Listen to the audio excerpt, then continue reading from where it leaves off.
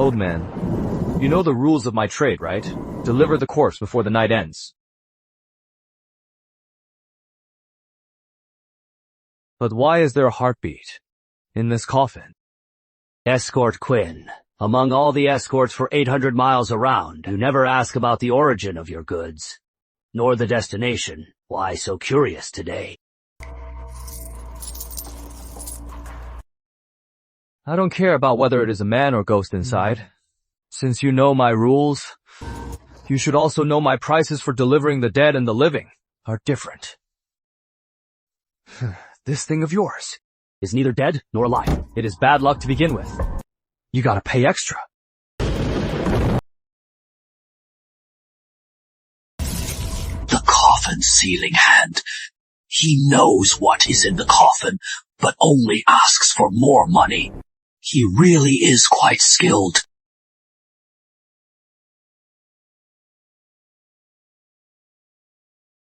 Money paid. Goods delivered. Our business is done.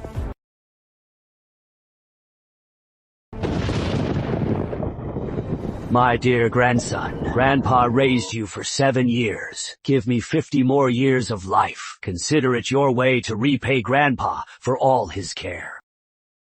Stop fighting it! Rise. It is a dark entity. Oh, no!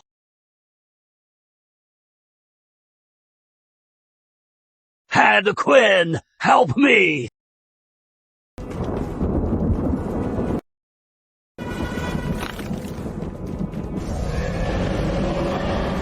You said it yourself.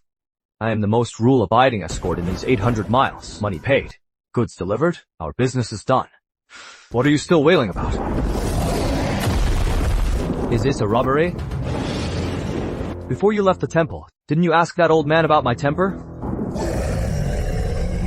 Oh, my. No wonder there was a heartbeat, but no breathing. So you are the dark entity that old man raised. What? Are you planning to hire me to escort you home? Don't worry, as long as the price is right, I take jobs from dark entities, too.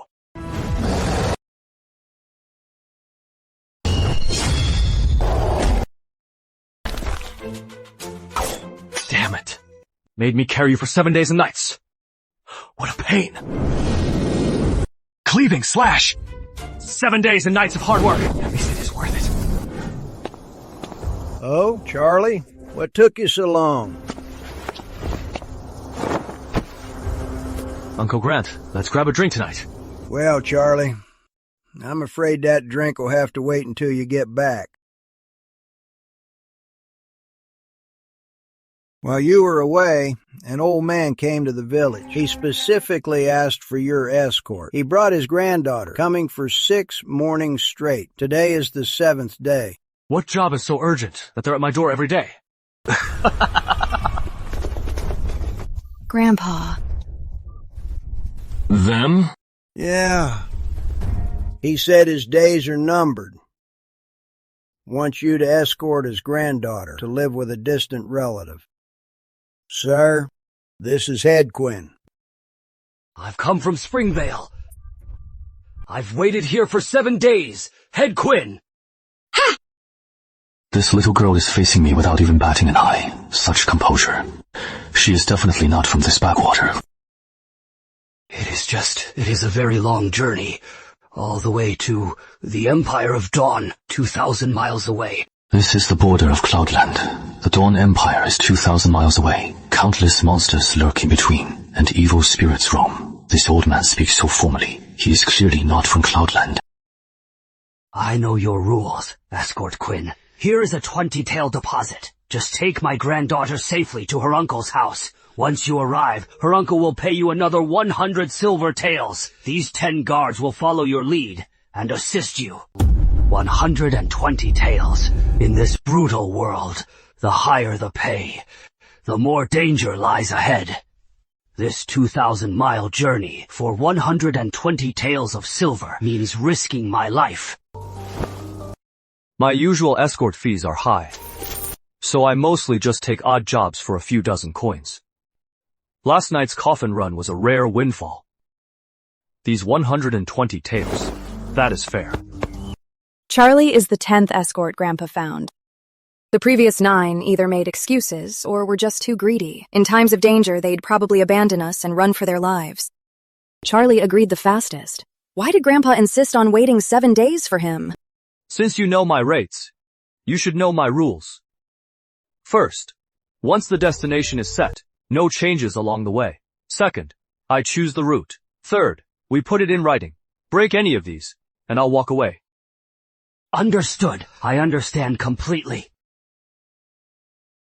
Head Quinn, just take my granddaughter, Lila, safely to Capital City in the Dawn Empire, to her Uncle Edward Rowan's Grand Tutor's residence, and the job is complete. What kind of lion's den is this capital city? All right. A life or death journey. Yet Charlie shows no concern. He acts like it's a vacation. This money grubber can't be trusted. Lila, don't judge by appearances. Head Quinn's been an escort for a decade. Never failed once. With Head Quinn, we have a chance. I'll be troubling you on this journey, Charlie. Escort Quinn, tomorrow morning we'll meet at Riverside, at Springvale. All right. This run is a gamble with my life. Cultivation levels. Acquired, innate, micro, spirit mastery, celestial chamber, heavenly science. Ascendant, spirit mastery, celestial, science ascendant. That old man in the temple last night was an early micro level expert. The corpse puppet in the red coffin was already showing signs of mid-micro level. For him to mess with such a spirit was pure suicide. Had all 190 points!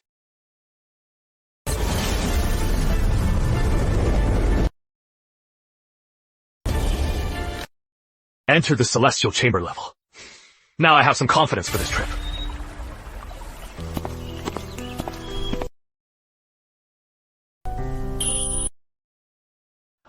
Lila, remember, Escort Quinn is the only one you can trust on this journey. Guess I am cursed with old men. Everyone I meet ends up dead. Let's go. We still have a long way ahead.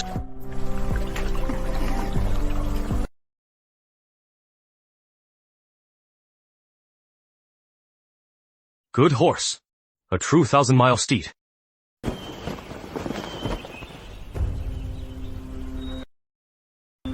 What are you looking at? Bring it over. I am an escort, not a stable boy, and definitely not your servant. If you can't even lead a horse, then walk to Dawn Empire. The money we save on fodder can buy more paper money for your dead grandpa. You greedy bastard. Even those 9 useless escorts had manners. Grandpa must have been out of his mind. Once we're out of these mountains and meet up with my aunt, I'm definitely getting a refund.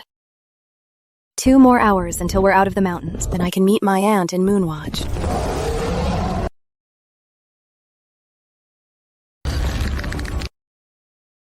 It's a monster. Wolf Sage, let us pass. Let's go our separate ways. You take your high road, and I'll take my narrow path. We're all travelers here. Do me a favor. Trying to reason with a bloodthirsty monster?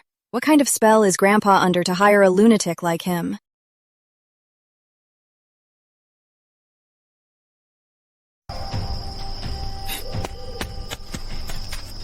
Out on the road. It is good to make friends. Here is a little toll, as a token of respect. A monster barely at the innate level, and he pays it off. He calls himself an escort. What a disgrace. How about that? See my skills. Let me tell you, you'll never find a more professional escort than me. The wolves in tenfold marshes travel in packs. Killing that scout would have brought the whole pack. With some rookie, she'd be dead 100 times over.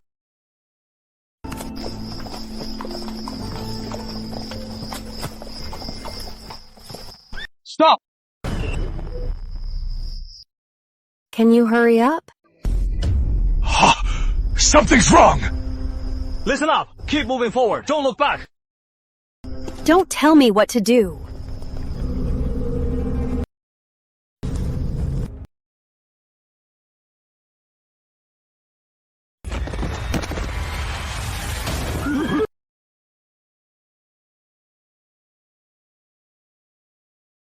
Idiot!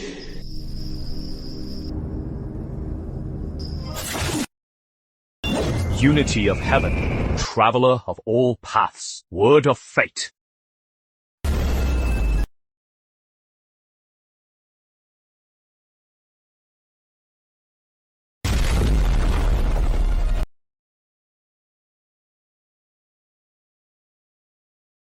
I observe the path, breaking no rules of the road. I ask the dark deity to spare that girl's life. What say you?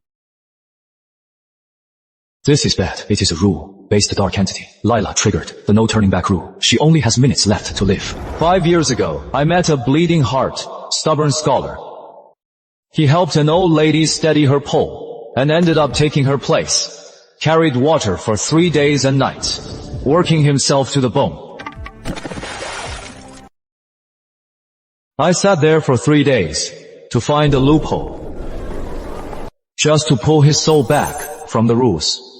Wayfarer walks the nether path with no destination. On the path of balance, we are worlds apart, each with our own vessel. You guard the bridge, I cross the river. Such are the rules. Today, a soul has strayed onto your path. I offer a living horse as a vessel to bring her back, to settle this karma. What do you say? Want to do this the hard way? I'll give you 3 counts. Don't force my hand, or I'll tear this place apart.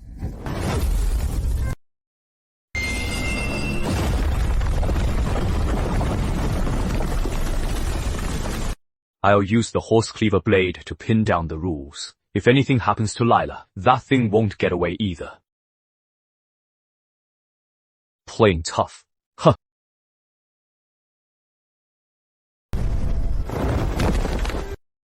Don't chicken out now.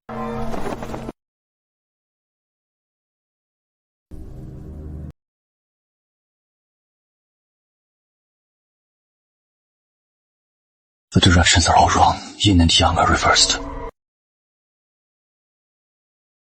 The moment Lila was pulled into the rule, it became a double rule. If we kept following the no turning back rule, we'd end up deep in the tenfold marshes. Man lives off the earth his whole life, but the earth claims him in the end. Everyone's a businessman, even dark entities.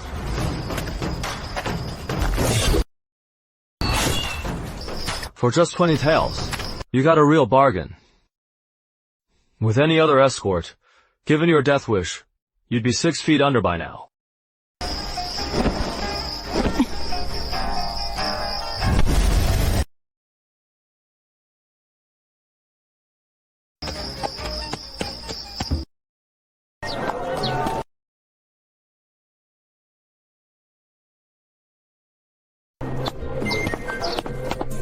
Three bowls of noodles, please! Coming right up, sir. Just a moment.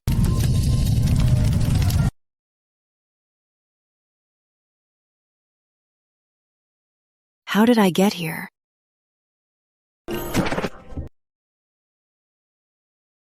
Huh? Why am I here? Where are my guards? That jerk Charlie made me so mad. I hadn't eaten all day. After that, we were almost at Moonwatch, and as for what happened next, I can't remember a thing.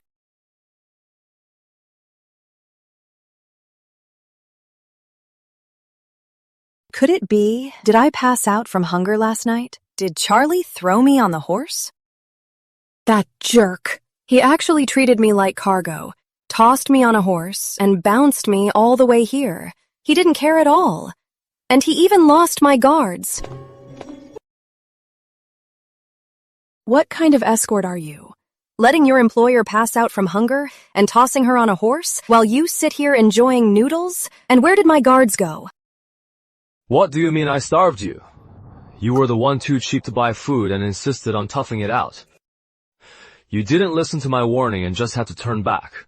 You practically asked for death and scared yourself into a faint. Your 10 guards died because they turned back too. How is that my fault? You're lying. You must have ridden too fast and lost them.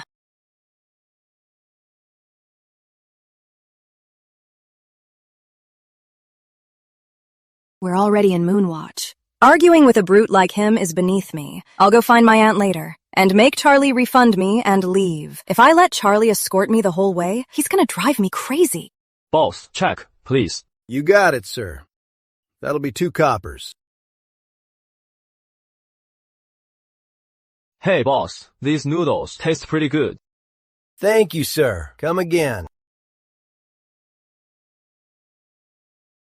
I clearly had 2 horses. Charlie, where's the black one?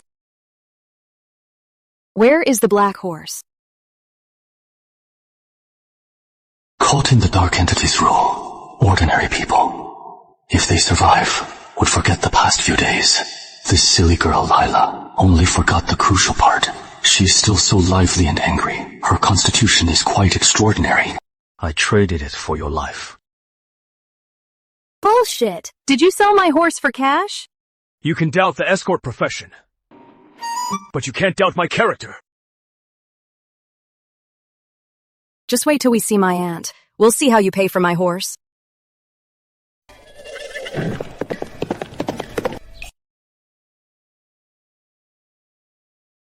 Auntie!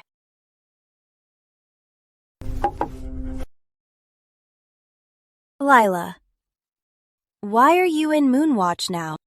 What do you mean now? Didn't Grandpa send word for me to come today? You scared me. Thank God. I'm glad you're safe. Lila, you have no idea. Lately, outside Moonwatch, there's a dark entity called No Turning Back. Because of it, for 2 whole weeks, not a single outsider has entered Moonwatch alive. No turning back?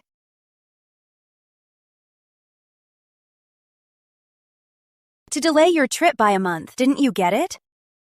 Grandpa has been very sick. I never left his side. I haven't seen any messenger. The messenger I sent most likely died outside the city. I'm sorry. I can't go to the Dawn Empire with you. What? Why the sudden change? The Rowan family's fur business, with No Turning Back blocking the way, has been losing money. I just received a message. 2 of our most important clients were killed by No Turning Back. I have to stay and handle this mess. Then I'm not leaving either. Nonsense. To get you safely escorted, your grandpa spent a full 120 taels of silver. By Escort Guild rules, once the contract is signed, if the client backs out, the fee must still be paid. That Charles Quinn grandpa found is nothing but a complete fraud. He's greedy and ruthless. He even sold my prize horse. I never want to see him again. Charles, why did he sell your horse?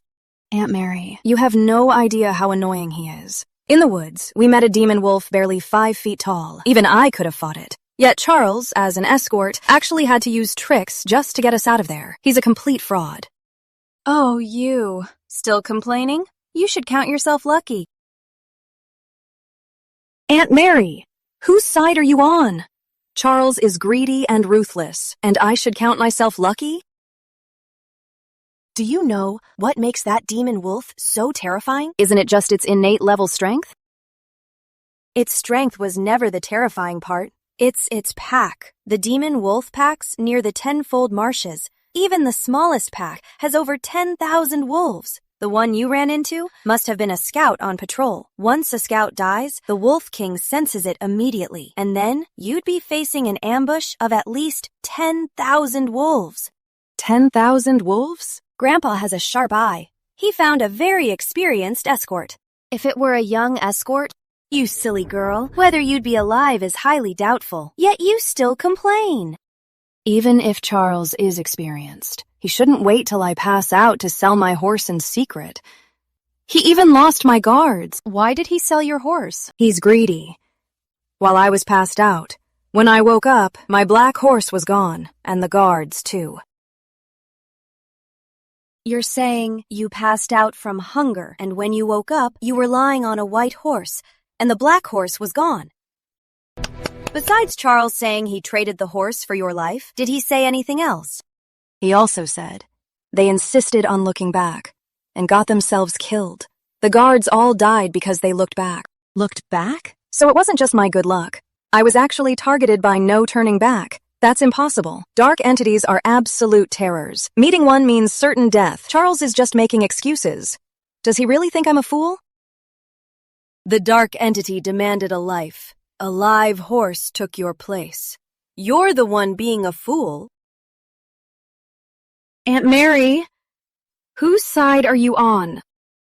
Lately, the city lord sent wave after wave of men to drive out that dark entity, but without exception, they all died outside the city. For a solid 2 weeks, you're the only one who made it here alive. That's no coincidence. At that time, even though I was hungry, I wouldn't have just passed out. Is Charles really that capable? On this journey, there is only one person you can trust. That is Escort Quinn. Grandpa always had a sharp eye. He was never wrong. Because he is. Say what you need to say quickly. My time is money. Money, money, money. All you care about is money. Lila, stop this nonsense. Auntie, but Lila, whether or not you were pulled into the no turning back rule, Charlie's performance on this journey is enough to prove his strength. Even if you don't trust him, trust your grandpa's judgment. If you meet someone greedy for money, that person won't betray you. If you meet someone cold and indifferent, only then can you follow him into the Dawn Empire. Remember, if they don't meet these two conditions, you absolutely must not enter the Dawn Empire. Why must someone meet these two conditions to escort me into the Dawn Empire? Charlie happens to fit both perfectly. All right. Enough about Charlie. What about your grandpa? Is his health doing okay? Lila, remember, the news of my passing, other than Escort Quinn, you must not tell anyone else. Not your aunt, your uncle, or anyone you think you can trust. Remember, the only one you can trust now is Escort Quinn. Just take this as my final dying wish. Grandpa hasn't been doing well lately. I wanted him to come to the Dawn Empire, but he said the journey would be too tiring. He wanted to stay at home a bit longer. Are you two done? Make it quick! Get ready! Don't you know my time is money? Grandpa's never praised anyone like this. What's so special about Charles Quinn? Other than his arrogance, I don't see anything at all. What are you staring at? You paid for the mission. Not for my time. Holding me up for a day. Do you know how much money I am losing? Stop rushing me. I'm coming. Barely in his 20s, yet he survived. No turning back. With such skills, why is he stuck in Springvale, such a small town?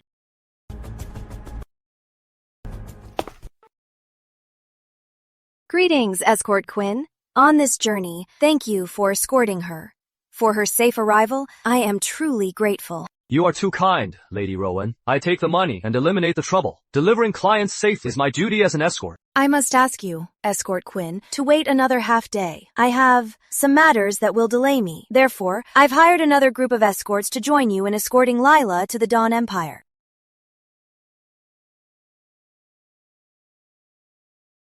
During the journey, Party B, the employer, shall not delay Party A, the escort Charles Quinn, without cause. If violated, Party A may terminate the contract without refunding any deposits or advance payments. You! Could Chief Quinn make an exception? Sure, but it'll cost extra. No problem. Give Escort Quinn 2 extra taels of silver for the delay. Deal. Take your time. My lady, the escorts you hired are here. Good. Bring them to the courtyard.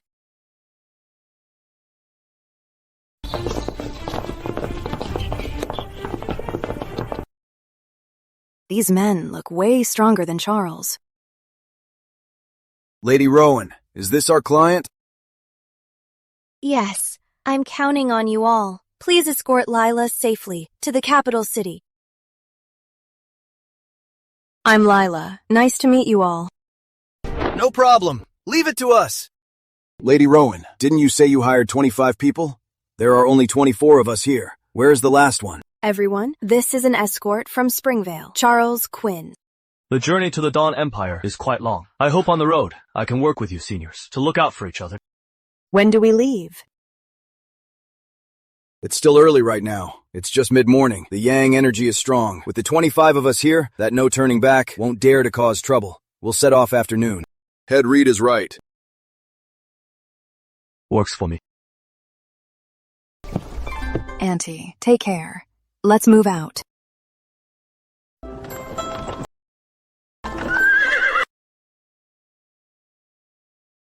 Go, get 2 nice rooms. Such trivial things, no need for Miss Rowan to worry. I'll do it. We're just eating, not staying. After we eat, we hit the road. Are you even a real escort? We've been traveling all day. If we don't rest up and danger strikes, how do we fight back?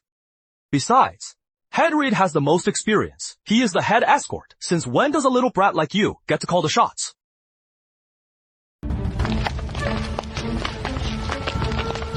Young man, learn the rules.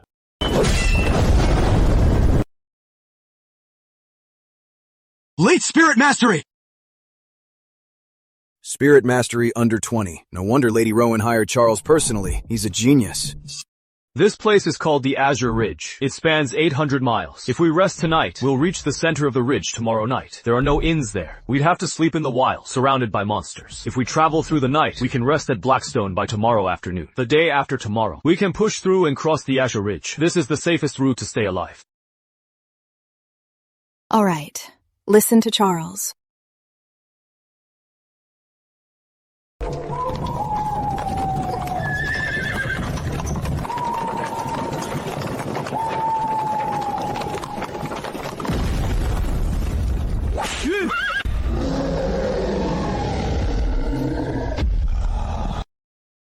Don't panic, everyone. Hold the formation. It's just a lone, twisted ape.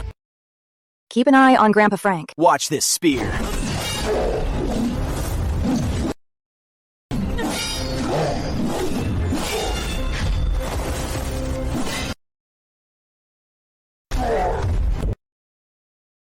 Oh no! It is a vengeful ape! Stop! Don't break its chest bone!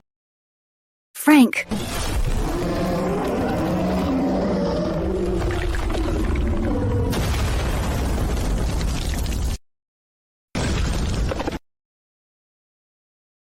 A puny monster trying to blow itself up? Pathetic.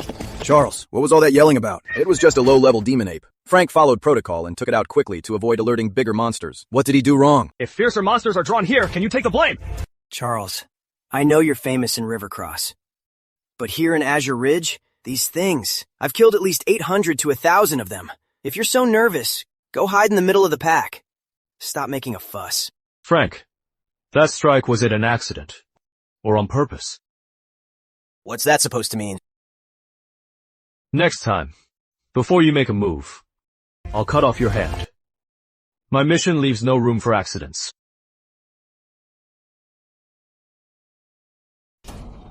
Hold on. Make yourself clear. What vengeful ape? I've been an escort for 30 years and never heard of that. That's right. If you can't give us a straight answer, don't blame us for getting ugly. Spreading rumors and causing panic is a major taboo in our trade. Never heard of it? That just means you are ignorant. You. Leela, smell it yourself. Smell your wrist. The smell? This smells like rotten peaches. What does that mean? That is the mark of vengeance.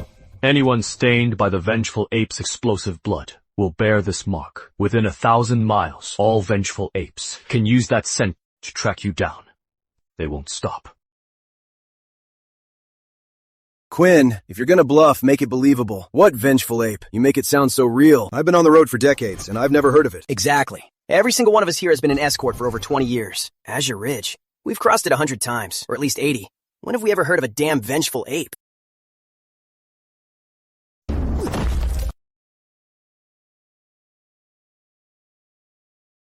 Quinn, what are you doing?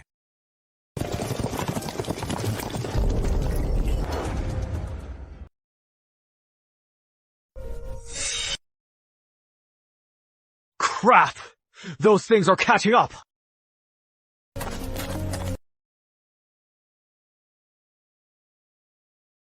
What are you doing?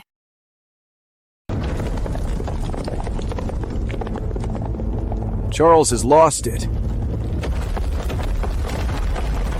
Oh no! Fall back!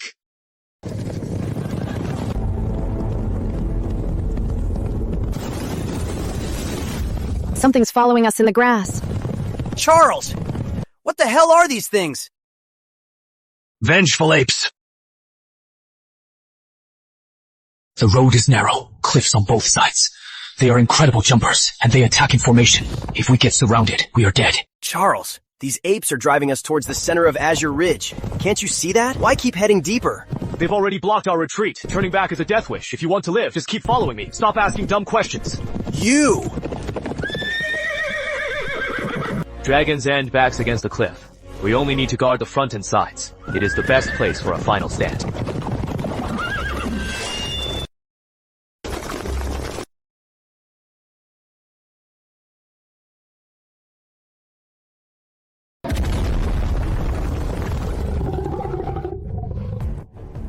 These aren't ordinary demon apes.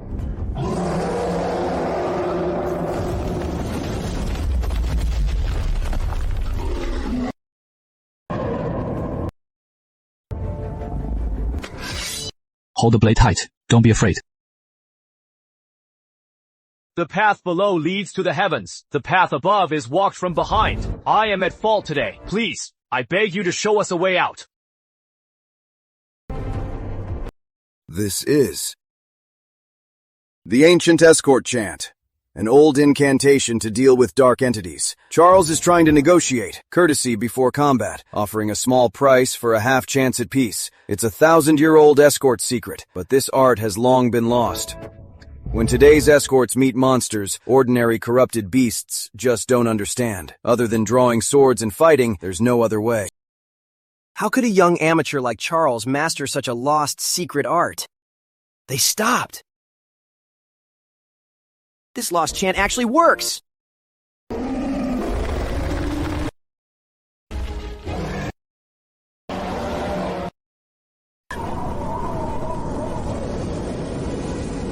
Guess there is no deal then.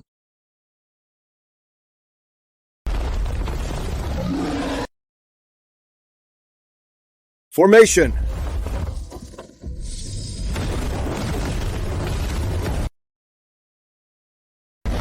Don't charge head on! Scatter and break their formation! Don't let the beast charge up!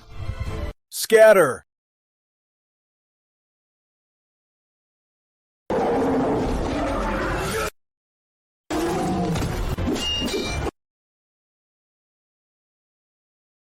That scared me to death. These guys have terrible tempers, but they've got skills. Definitely worth the 1,000 taels.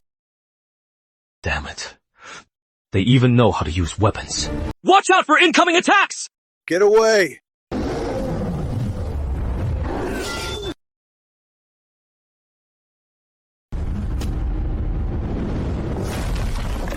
Old Lewis! Brothers, avenge old Lewis! Help me! Charles, go save him!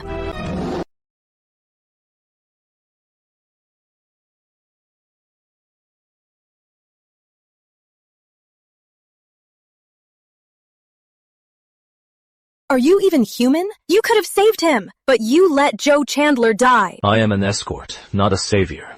My duty is you, not anyone else. Escorts risk their lives for pay. I am no different. If you want me to save others, it costs extra, and that is only if you can protect yourself. You...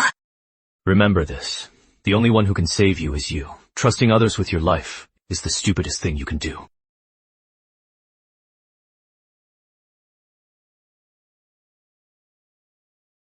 What are you waiting for? Get your ass over here!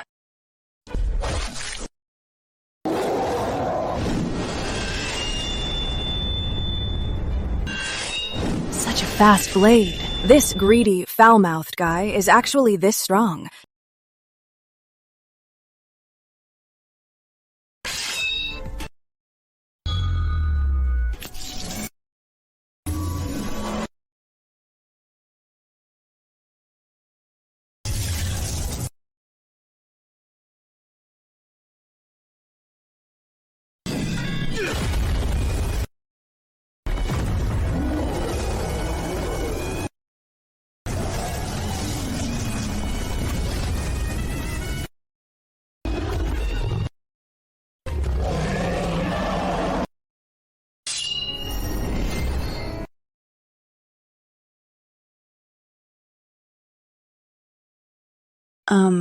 Thank you.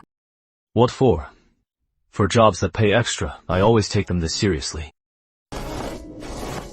Escort Quinn, I'm sorry. We misjudged you earlier. I'm sorry, Miss Rowan. We dragged everyone down with us. That is enough. Get up. We rest here. We'll head out tomorrow morning. Shouldn't we detour while the demon apes are gone? Are we just waiting here to die? The vengeful apes treat every battle as a lesson. After a defeat, they retreat, analyze their experience, and choose a new battlefield. Tonight, the demon apes won't come back.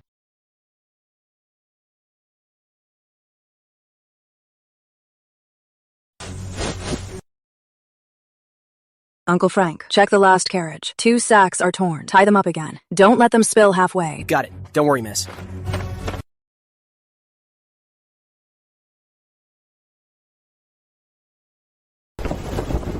Charlie, we can't keep going like this. We need to find a way to turn the tables. You got a plan. We're outnumbered. Fighting head-on won't work. What if we find a way to use some other force? All right, let's hear it.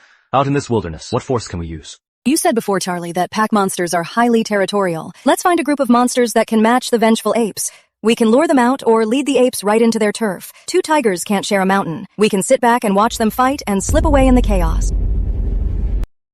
Hey, why are you staring at me? Is it a bad idea? It works. Why wouldn't it? Head Quinn, I think this plan is brilliant. It's a true lifesaver. Not bad. You've actually got brains. All that reading finally paid off. Blackwind Ridge is 600 miles west. A herd of ironhide bulls lives there. Thick-skinned and bad-tempered. If we lure the vengeful apes there, it'll be quite a show. I'll lead the way now. Let's move out at full speed. No, rush. We're not going to Blackwind Ridge. We're heading east, into the Tenfold Marshes. The Tenfold Marshes? Mr. Quinn, are you crazy? The Tenfold Marshes. Even the Monster Guard wouldn't dare go there. For our battered group to go in, isn't that just a death wish?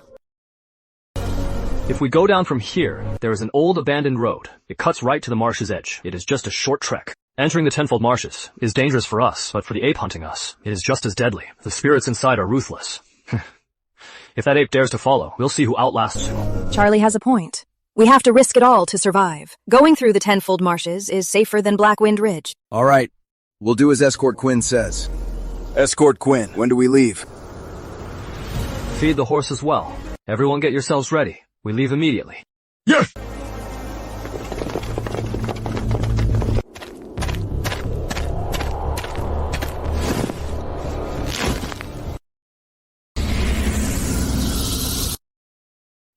Stop looking. I checked them all. They're tied tight. What is this stuff? Monster skins. My family's money doesn't grow on trees. How do we get money without business? How can I pay you without selling these? My aunt told me to bring them to sell in the Dawn Empire. Dawn Empire is surrounded by the sea, so furs are rare. They can sell for 3 times the price. And what is this?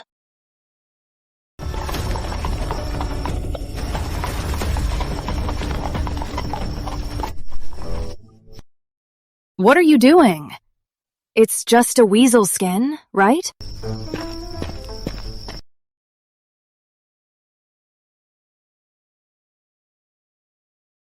Escorts transporting 2 carts of mixed monster skins on the road is like telling the local spirits. Your disciples and descendants died by my hands. Who else would they kill?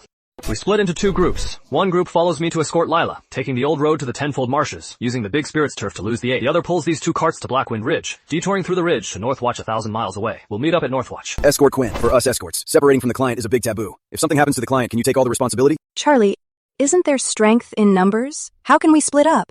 Tenfold Marshes are rugged. There are no main roads inside. These 2 carts of skins can't go in. If we force our way in with so many people and noise, we'll definitely attract big spirits.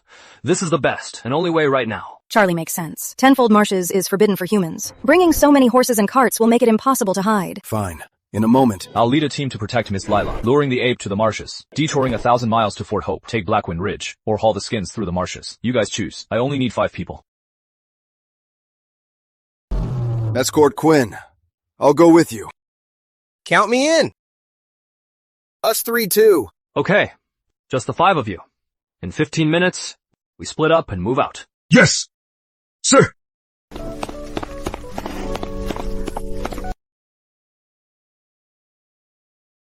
What are you doing?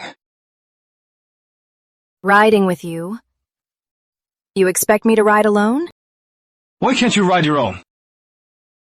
We're heading into the tenfold marshes. It's full of man-eating monsters, and you want me to ride alone.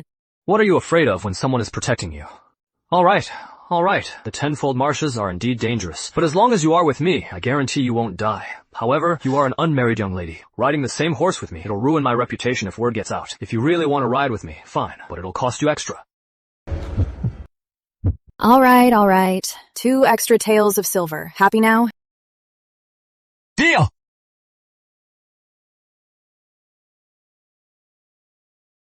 You guys head out first. Got it.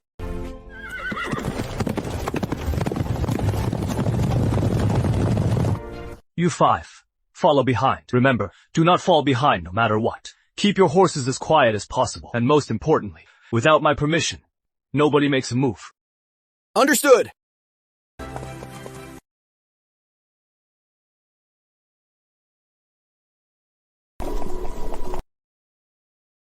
Escort Quinn, don't you think it's been way too quiet along the way? Not a single sign of a demon ape. Prepare for battle. We walk the heavenly path, merely passing through. We only wish to cross. Would Master Spirit grant us safe passage?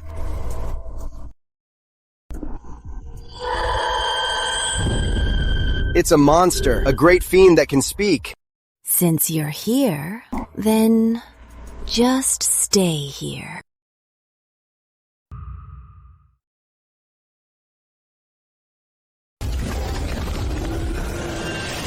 Get back!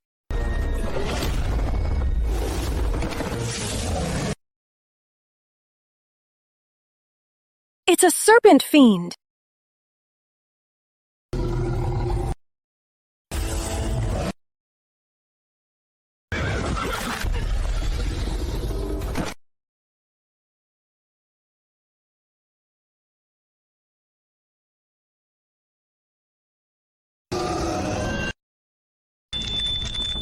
These scales are so tough.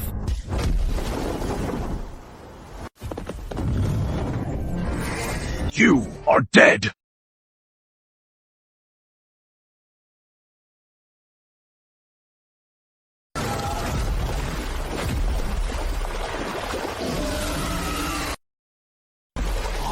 That's its weak spot. Escort Quinn stood perfectly still just to find the fiend's vital spot. Sir, spare me. I'll let you pass. Now you want mercy. Too bad. It is too late.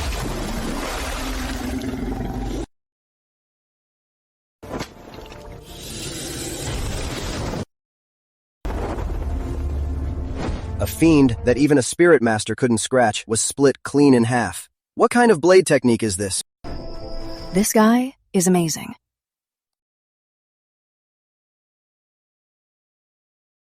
What do we do with the serpent fiend's body? Don't touch it. Take its blood.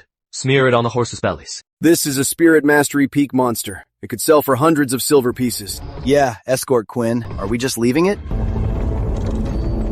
Let's go! Get out of here! Hurry! Do as Escort Quinn says. Smear the blood on the horses.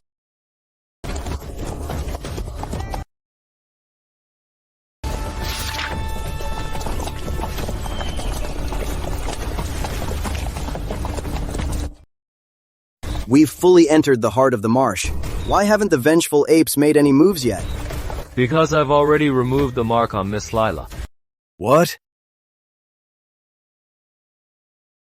Is that true? Whether it's true or not, Haven't you noticed on our way here?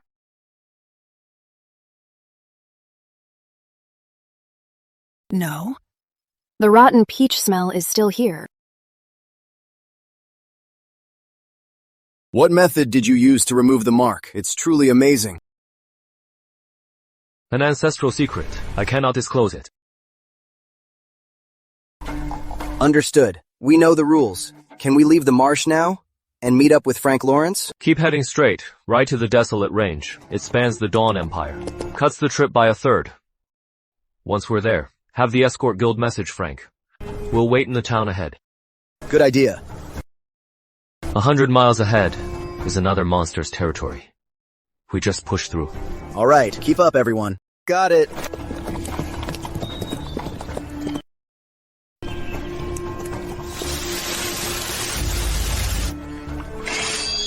Get ready to fight!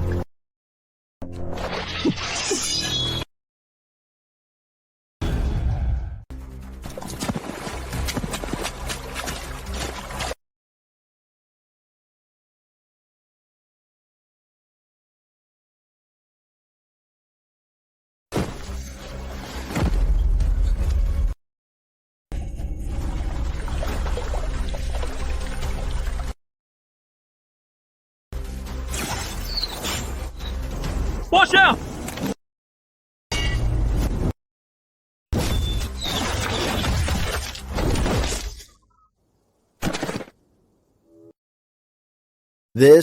What's going on? You're asking me. How should I know?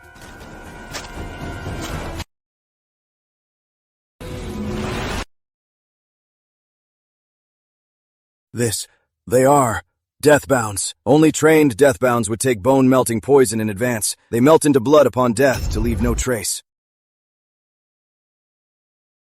Here in the tenfold marshes, ambushed by deathbounds. Who exactly is this little girl? Oh no, these deathbounds came from behind. To track us down so precisely, they must have forced Frank's group to give up our route. Escort Quinn. Frank is probably... No need to guess. Frank is already dead. Frank was just fine 2 days ago. How could he be dead? Lila still has that rotten peach smell. Charles, you never removed the mark. You used our brothers as bait. I did. Since they're escorts, they should be ready to die. If no one distracted the main vengeful ape force, you'd never have made it here alive. Shouldn't you be thanking me instead? Charlie, how can you be so cruel? Those were human lives. However, Frank wasn't killed by the vengeful ape. Frank just died right in front of you. Are you saying the man in black was Frank? Frank tried to assassinate Lila? That's impossible. In the tenfold marshes, ordinary folks just get lost. For the Shadowbound to catch up so fast, it means someone in our group has been leaving trail marks. Lewis, you're the traitor. How could I be the traitor? Boss, it's all along the way. Only you and Frank have been targeting Escort Quinn. Frank brought that ape down on us too. And you, asking Escort Quinn for his survival secret. That's a huge taboo in our line of work. Every time Escort Quinn says keep moving, you look the most upset. And you dare say you're not the traitor? I was just being cautious. The deeper we go, the more dangerous it gets. Am I wrong to worry? Go explain that to our dead brothers in hell.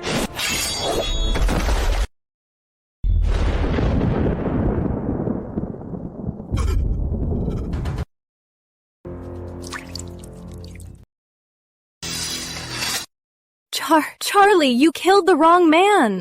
No, I didn't. Lewis isn't the traitor. A Shadowbound. Martin is a Shadowbound too.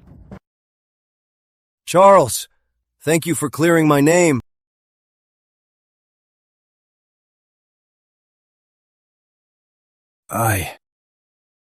This Lewis Stone has been picking fights with everyone along the way. How could anyone not suspect him? Those are Shadowbounds. Shadowbounds are carefully selected and highly trained killing machines. Have you ever seen such stupid Shadowbounds? Picking fights right from the start, as if afraid people won't notice something's wrong. Exactly. Shadowbounds are top-tier elites. Stealth, assassinations, disguises, they go through the strictest training. Their sole purpose is the mission. Why be so reckless and try to expose themselves? It's a habit I've had since childhood. I hate injustice. I just can't keep quiet when I see something wrong. I never meant to target Escort Quinn. It was Frank Lawrence and Melody Carter, those old-timers, saying Escort Quinn disrespected his elders. Why didn't you say so earlier? How was I supposed to know Frank had an agenda? Why would he willingly be someone's lapdog and become a Shadowbound? Escort Quinn, can we talk in private? Hold on tight, don't let go. If you die, don't blame me.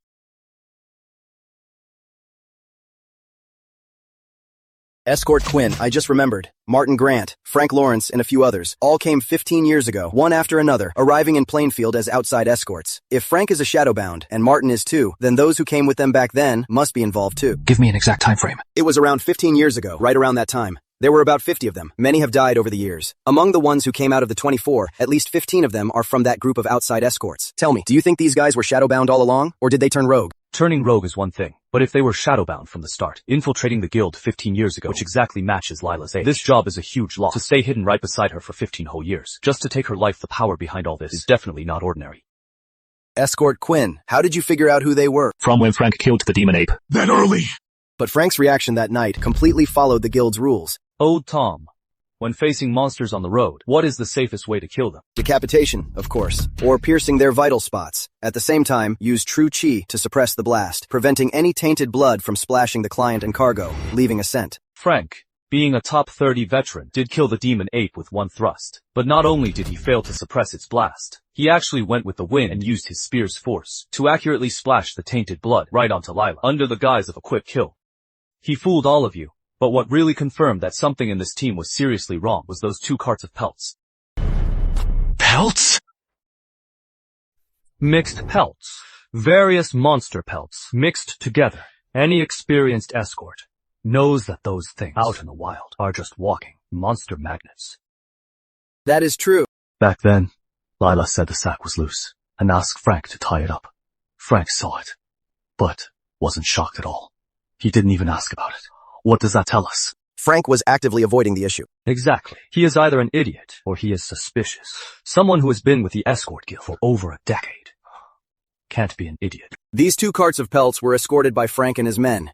Even if they were careless at first, they wouldn't ignore them the whole way. In the end, using Frank, I managed to filter out everyone suspicious in the team. A true escort, when given any orders, would instinctively question them and weigh the risks. Yet that whole group, not a single one of them asked a thing. Afraid of saying the wrong thing. To avoid blowing their cover, they had to ignore the suspicious pelts. We had to team up to enter the tenfold marshes. We certainly wouldn't check those 2 pelts, but for Frank and his men, ignoring them was a dead giveaway. I get it now. Escort Quinn, you split the team in 2, to play right into Frank's hands. It perfectly singled out the traitors. As the team heads to the tenfold marshes with the vengeful ape on our trail, Frank and his men just had to leave the group to secretly track and assassinate us. Escort Quinn, you deliberately tampered with those 2 pelts to lure the vengeful ape away, leaving the beast outside the tenfold marshes. Otherwise, there'd be more deathbound than this, and the vengeful ape would have caught up by now. But what about Lewis? As for Lewis, he is just a clueless rookie. So wait. The mark isn't gone? I just found a way to mask the scent. It'll last half a day, tops. Once it wears off, Lila's tracking mark will definitely draw the vengeful ape for the final kill. For the rest of the trip, we'll split into 2 groups. I'll take Lila and figure out how to remove the mark. Once you get out, head straight to Northwatch. Wait for 3 days. Chief Quinn. I've thought of a way to get rid of the mark for good, but I can't take everyone with me. You've all seen the dangers of the tenfold marshes. If we run into a top-tier fiend, we won't even survive. After 3 days, if I don't show up, the group should keep moving. Head straight to the Dawn Empire's capital city. In every city you pass along the way, go to the biggest escort inn, and leave our mark. If I get ahead of you guys, I'll leave a message for you too. Besides the vengeful ape, the biggest danger ahead is the deathbound in the dark. But even worse than the shadowbound is the nobility behind them. If we keep going on this mission, our whole families will lose their heads. Escort Quinn is doing this in order to pull us brothers out of this mess. He wants to face all the risks and deadly threats alone. Escort Quinn. I just didn't want the team around holding me back. Enough. We have no time to waste here. Go explain it to Lewis Stone and the others. Set off immediately. We can't thank you enough. Follow this path down the mountain. Head forward for 500 miles. You'll arrive at Southfield. Pass through Southfield. Straight to the Cloudwater border. Thank you, Escort Quinn. Wait, Charlie. Aren't we going down with them? If you have a death wish, pay the rest of the escort fee first. Then you can follow Tom down.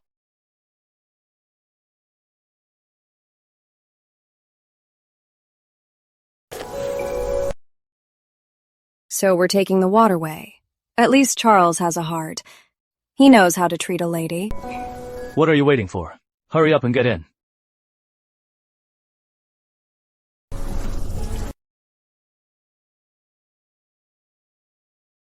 Lila, don't you think it is time we had a proper talk?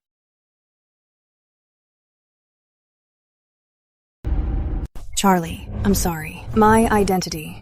I can't tell you. The implications are far too great. No one could bear the consequences. You just need to get me safely to the Dawn Empire. Once we're in the Dawn Empire, your task is done. I will pay the full escort fee. Every single coin I owe you. I don't care about your identity. I just want to figure out.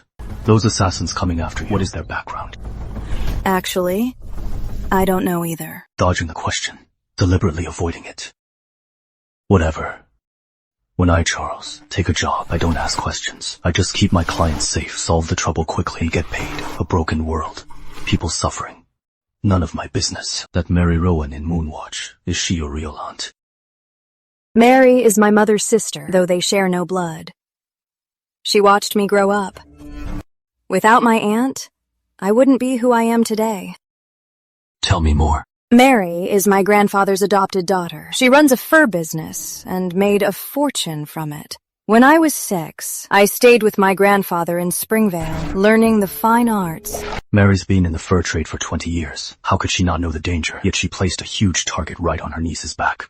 Those 2 carts of fur reeked of the vengeful ape. They were clearly bait to draw it in. Whether Mary's hiding something or not, I'll just get her to the capital city, get paid, and leave. The rest isn't my problem.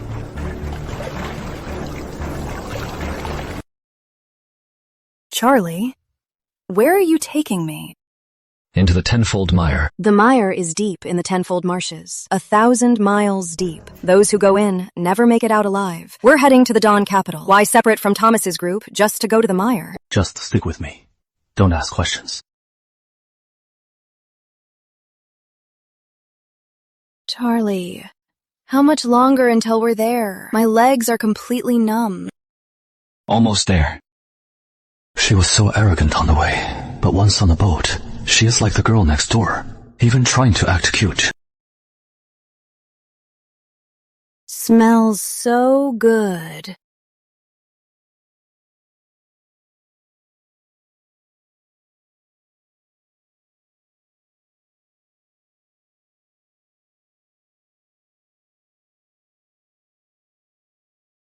This little girl, is she trying to seduce me and win me over?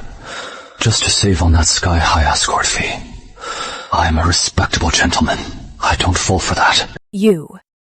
So unromantic. Is this Grandma Hazel's home?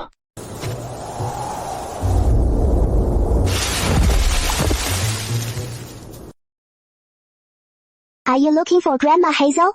This tree spirit can talk. I am Charles Quinn. We came specifically to visit Grandma Hazel.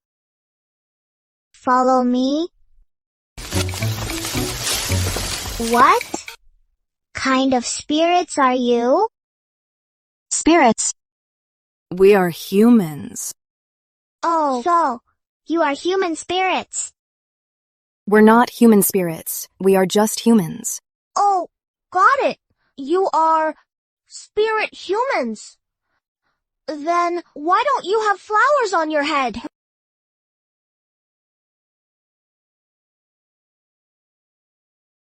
Because all the flowers on her head were cut off by herself.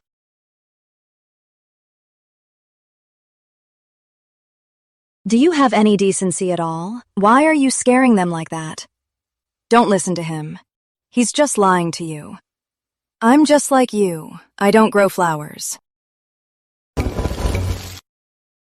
But we do grow flowers on our heads.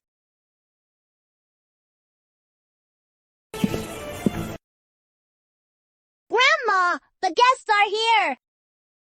Come in.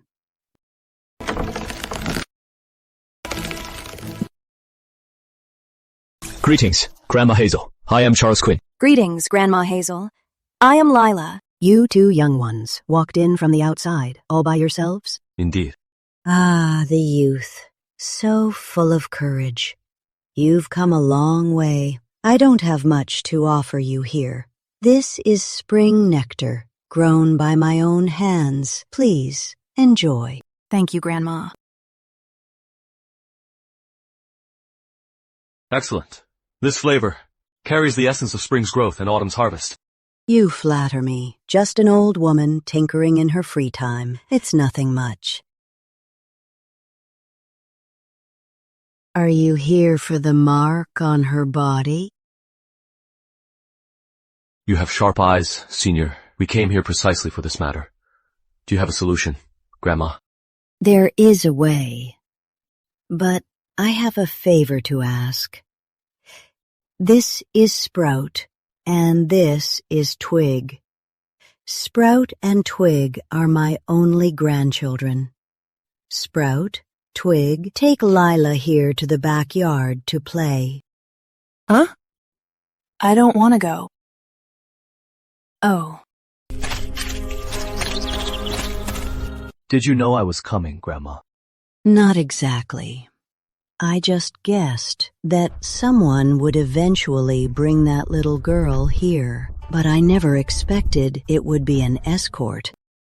Escort, I can help you remove Lila's mark. And you won't have to worry about that old ape either. In exchange, I hope you can take Sprout and Twig away from here. I am an escort, and I only guard what I am hired to. If it means trading your life for the success of this job, then the price is too high. I won't do it. Farewell. Wait, young man. Don't be in such a hurry. I'm not asking you to bear the karma, nor do I blame you. This is simply my fate. Grandma, do you know Lila? Or rather, the people behind her? I wouldn't say I know them. It's just that a month ago, a vanguard of 5,000 vengeful apes passed through Hazel Hollow. Their commander dropped by and asked for some spring nectar. It was from him that I learned why the vengeful apes left the depths of the tenfold marshes. 5,000! I knew right then. The one the vengeful ape seeks would eventually find their way to me to break the mark of vengeance. But I never expected it to be such a fragile young girl. As for Lila's identity, since she hasn't told you, young Charles, it's not my place to speak of it. Lila's arrival here is my destined fate, and the doom of Hazel Hollow. I cannot escape this calamity. Asking this favor of you is just going with the flow of fate. At most, I only have 3 days left. I entreat you, young Charles, knowing that Sprout and Twig have never done evil, to grant an old woman's wish. Why? But why? Over these past centuries, I've often asked the heavens, why? Take this ancient hazel before me. It has taken root here, nourished by nature's spirit for over 3,000 years. But even today, the ancient hazel is still just an ordinary tree. It hasn't gained any sentience at all. Yet I, after cultivating for just 2 centuries, gained my awareness. After 500 years, I took on human form. Now I can rule this land, protecting all life here. Why is that? The human path is like this, and the way of spirits is no different. My whole life I've been searching for that answer. Only at the end did I realize this is destined fate. My hazel spirits, living in the tenfold marshes, were given powers we shouldn't have that sealed our fate. The choice I make today is simply yielding to heaven's will. I entreat you, young Charles, to grant my wish. That darn girl, Lila, is an absolute jinx. Her complicated background is one thing, but why does death follow her everywhere? Oh wait, this time, it is dead spirits. Grandma, where do you want me to take Sprout and Twig? Deep within the dense forest lies Blossom Hollow. Young Charles, just safely deliver my grandkids to Lady Blossom at Blossom Hollow, and that will settle the karmic debt between you and me. Sounds easy enough. But heading north means entering the heart of the tenfold marshes. Danger aside, that is half a month wasted. What a huge loss. But the old lady put herself on the line. If she knew I'd say yes. Fine. So, lifting Lila's mark, how long will that take? Lila's mark is already gone. It's lifted. It is that simple. Yes. I used all my 1,000-year cultivation, but I can only suppress it for 7 days. Within 7 days, if you can take the 2 children through the mistwood and find Lady Blossom, she has a heavenly cardamom that can cure any source of the mark in the world. So, not only do I have to escort Sprout and Twig to Blossom Hollow, but I also have to do it within 7 days. You are a smart one, young Charles. This is my request, and it's also convenient for you. There is no time to lose. You should set off now.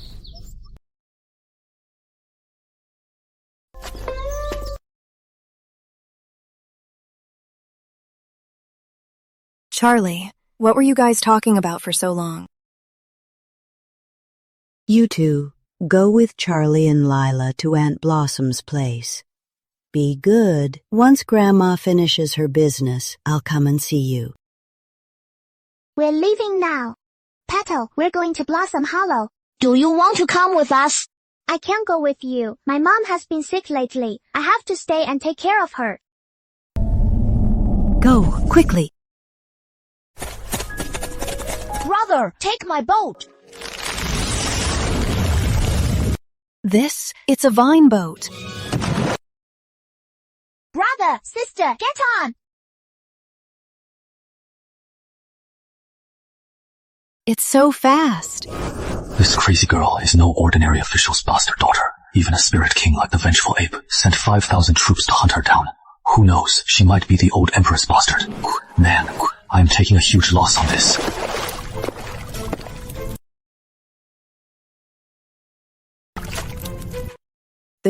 Was there a war here? The terrain here is special. There is a magma river underground. The intense heat evaporates the moisture. Let's go.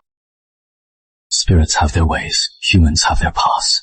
Life and death are fated, all up to destiny. This is just the Ember River. What awaits us in Mistwood is still unknown. At this rate, Sprout and Twig won't reach Blossom Hollow. I have to think of another way. I wanted to grab a quick bite. Who knew that? Besides this blind blazing bull, I wouldn't find a thing. I was going to settle for him. But who would have thought? This guy is such a spineless coward. Spare me, hero. Odox is much more useful alive than dead. In these tenfold marshes, wherever you want to go, I, Odox, will surely get you there.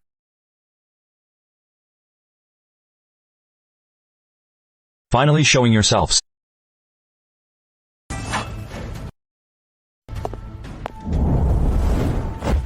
Since you are all here, stop hiding in the shadows. Charlie. We know you're an escort. You work for money and protect your clients. Since we're all in business, how about this? Just name your price. Take the cash and walk away. Hand over the little girl behind you. Deal? You aren't qualified to deal with me. Come out. Handsome. You have quite a sharp eye. Sanctum of Shadows business. Bystanders, leave now, and I'll let you off the hook. What the hell? For this job, how much did your client pay? Name a price. I'll double it. How about it? Charlie!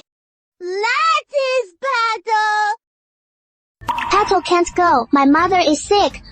I need to stay and take care of her. So this strange flower is named Petal. A few days ago, Petal cried and begged me, saying she wanted to see the outside world. I have a soft heart, so I agreed, on the spot. No need to thank me.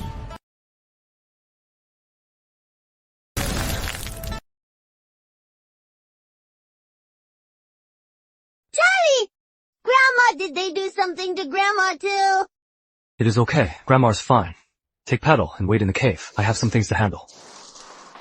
Well, young man, have you made up your mind? Double the price isn't enough? Triple, 5 times, even 10 times is fine. Why? Don't tell me that little girl offered you a mountain of gold. Even if it's a mountain of gold, I can afford it. Lila isn't quite that generous. She only gave me 20 taels. 20 taels? For a measly 20 taels of silver, you'd throw your life away? You're insane. Tell you what, I'll give you 2,000 taels. Just turn around and walk away. Sound good? Didn't you promise a mountain of gold? Lady, you are slashing the price. Right down to the bone. I've been in the escort business for 10 years. Escorted people.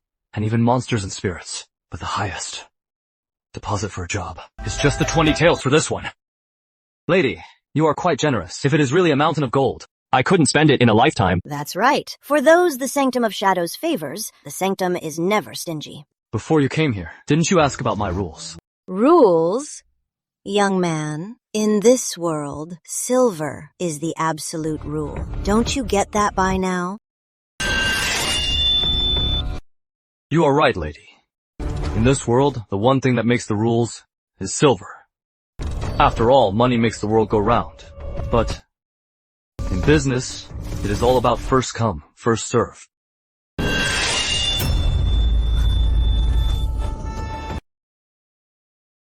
A smart man knows when to yield. Not bad.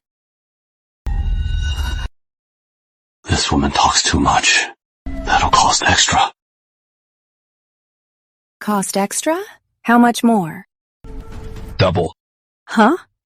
You just want double? Okay, no problem. Double? 20 double? That's only 40 pieces of silver. For a mere 40 pieces of silver, he's willing to risk his life. Is this kid out of his mind? Handsome, I can pay you extra too. I'll double it as well, 20,000. Just pretend you didn't see a thing. Deal?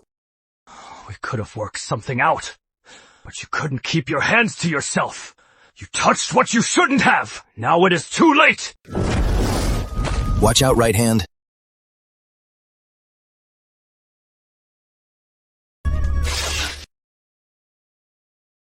What a fierce strike. He killed a mid-level spirit master with one slash. That blade cuts through iron like mud. It's no ordinary weapon. It's worth more than a mountain of gold. I thought 10,000 taels would spare us a bloody fight. But it seems that's totally off the table now. Since this kid insists on doing it the hard way, then make sure he never leaves.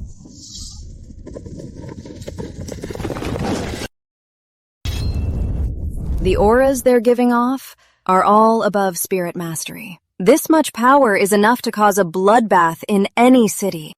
Watch out for his blade.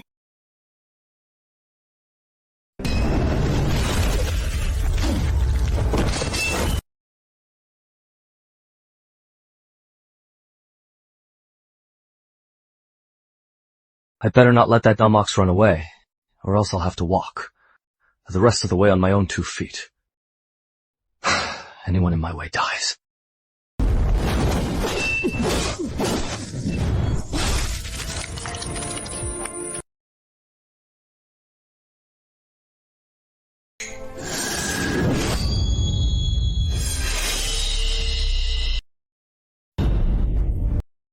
Celestial chamber power! Damn you, Richard Rowan. To think you'd actually leave such a terrifying trump card with this little brat. Going somewhere.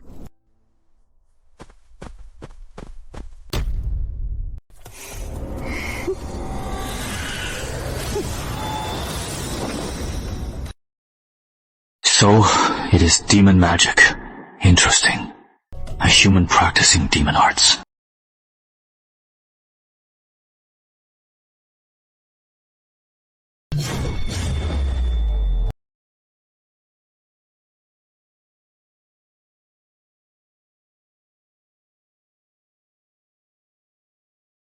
Fate's technique. Turning her body into smoke.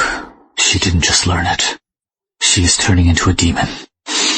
No wonder she picked Petal. To drain Petal's pure demonic aura.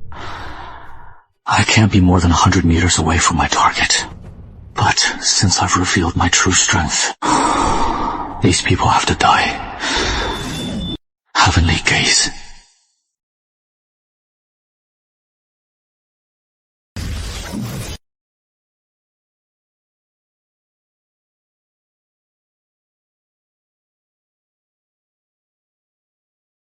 You will definitely regret your choice today.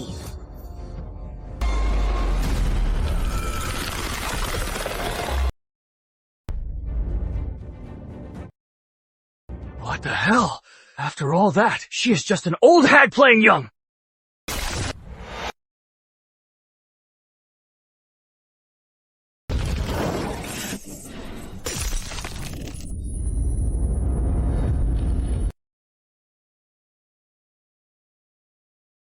This is a spirit core, Mother Vine. A human on the fiend's path, fused with the vines that cheat death. No wonder she is called Mother Vine. People of the Dawn Empire are really hardcore. Watch out, Charlie. Die together!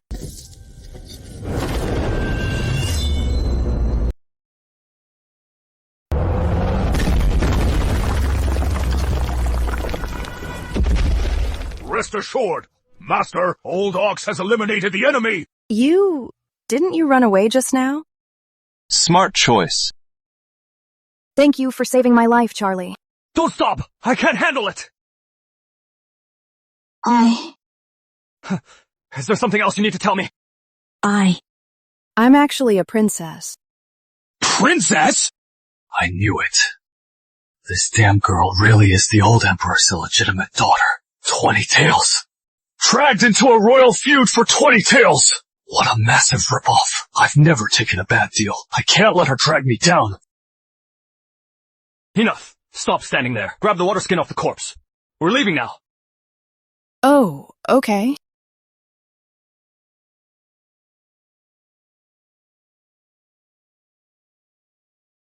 Big brother, my grandma. My grandma. Is she also? No, your grandma is fine. She just has some urgent matters right now. She is tied up.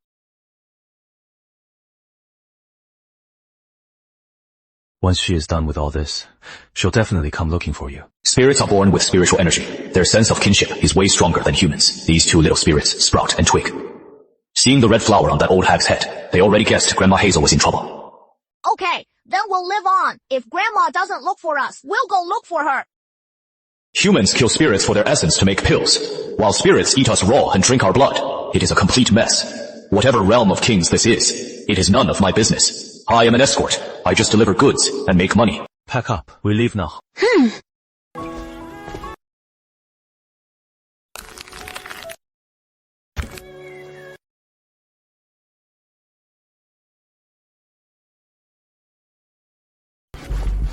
Charlie, I got 15 water skins. That is enough. With these supplies, these two little spirits can make it to Mistwood. Hold on tight, everyone! The Sanctum of Shadows operates outside the Netherworld. They never wade into their messy affairs. Lila is just an imperial heiress. How did she get such a mysterious faction involved? This job not only involves the Deathbound, but also the mysterious cult of shadows. Even spirits are willing to die for this.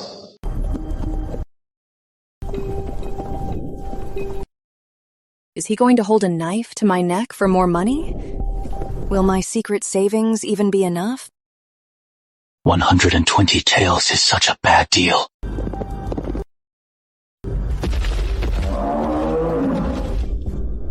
This damp air has a sour, sticky stench.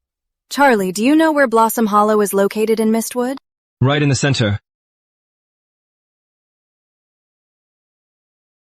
Old Ox. What is it? Need a beating? Master, I'm not slacking off. It's one of the Tenfold Marsh's top 10 forbidden zones, Blossom Hollow. If we keep going forward, top 10 forbidden zones. Explain. Why would this Blossom Hollow be one of the top 10 forbidden zones? As for why Blossom Hollow is called a forbidden zone, I am really not too sure, because I've never been inside. Plus, I can't even get in. Can't get in. Does this mist cause hallucinations? Yes, whether spirit or demon, once deep inside Mistwood, you'll completely lose your way. Even in death, your soul will wander there. In these tenfold marshes, no one has ever gone in and made it out alive. Plus, even if you don't get lost, if you happen to stumble into Blossom Hollow in the Mistwood, you'll most likely become fertilizer. Fertilizer? What do you mean? I once heard a story from a passing spirit king. He said right in Blossom Hollow lives Lady Blossom, and this Lady Blossom, she has a hobby. She loves planting flowers and trees. Isn't that a good thing? Gardening is so relaxing. She sounds just like a peaceful, carefree fairy. What's so dangerous about gardening? Gardening itself isn't dangerous, but she loves to use us awakened spirits like oxen, sheep, tigers, and monkeys as her fertilizer. Master, maybe we should take a detour. Can you stop being such a wimp?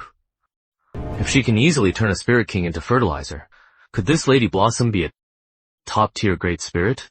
I don't know. Everyone who has seen her true form has become fertilizer under her trees. Us little spirits just hear about it from rumors. Deep inside.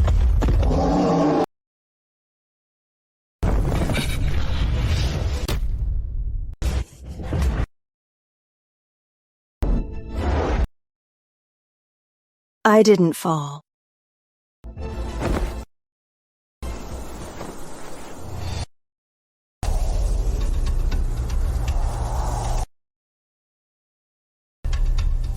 Are you here to drop someone off?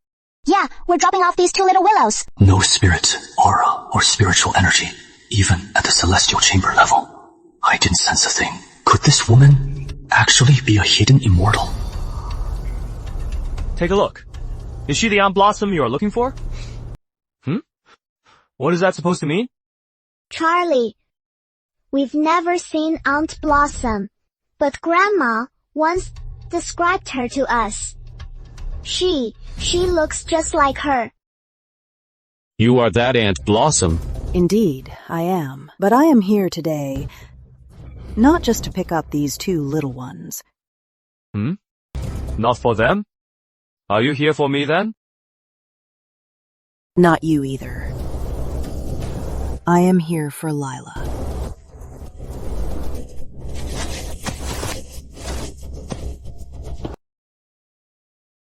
You know her? Right after she was born, I had the honor of seeing her. I just didn't expect she'd grow up so quickly into such a graceful young lady. This girl doesn't even know this woman. The Dawn Empire's waters are deeper than I thought. Even the master of the Tenfold Marshes is involved. Extra pay isn't enough to cover my life for this job. Hurry up and go with her! No!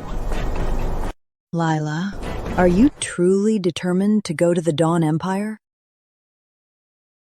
Senior, going to the capital city is my lifelong dream, and a mission I must fulfill in this life.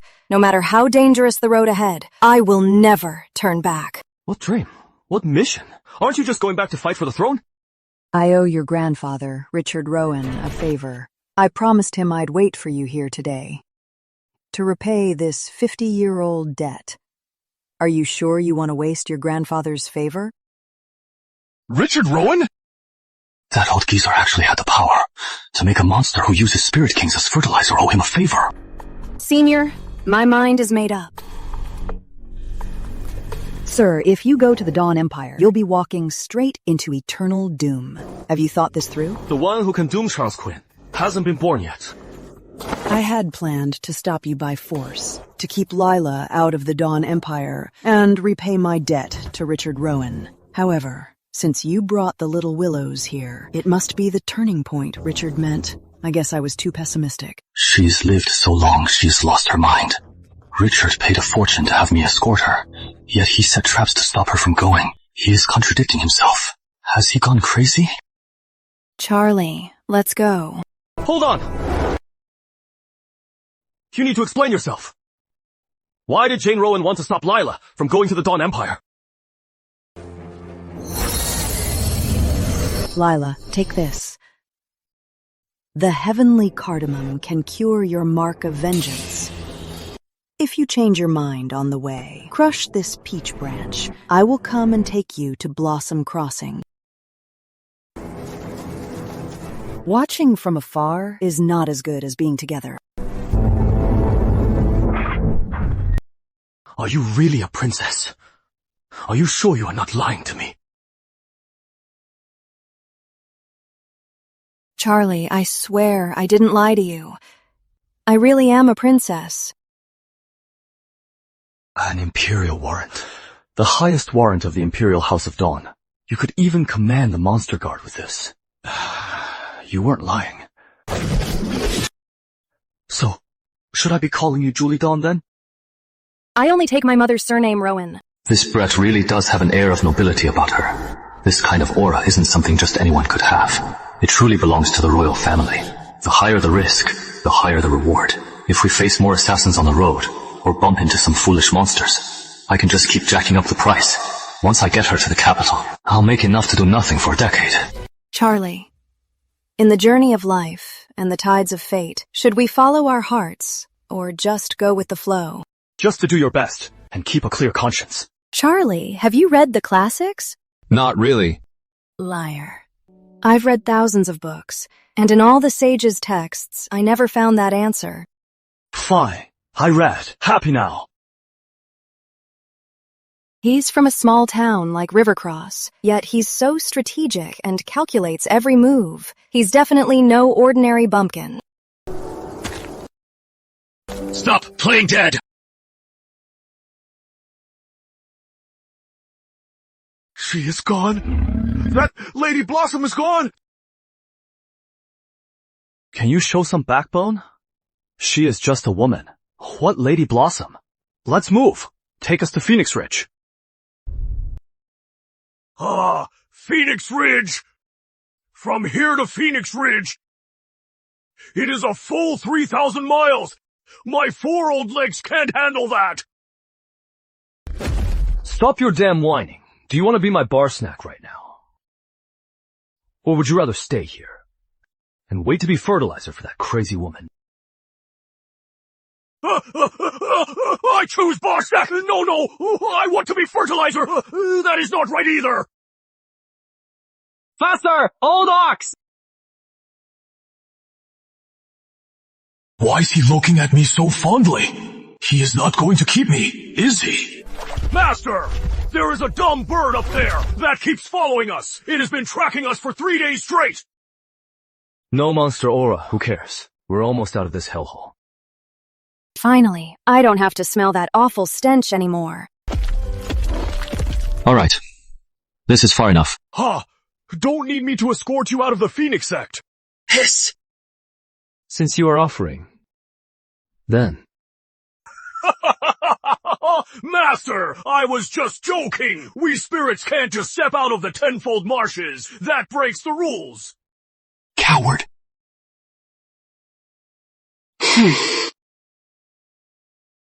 All right, head on back. Thanks for the ride. Don't mention it!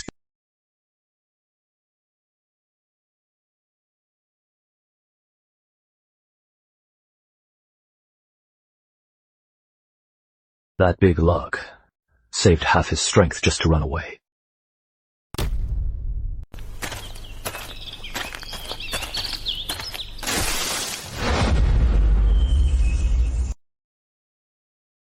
Good dogs don't block the road. Why are you blocking us?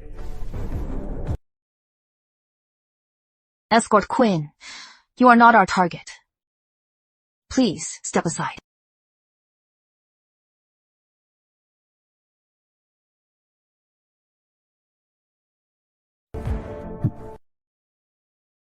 The best escort in Rivercross. 10 years without a failure. You even dare to take deadly jobs like the Shadow Task. We know your skills.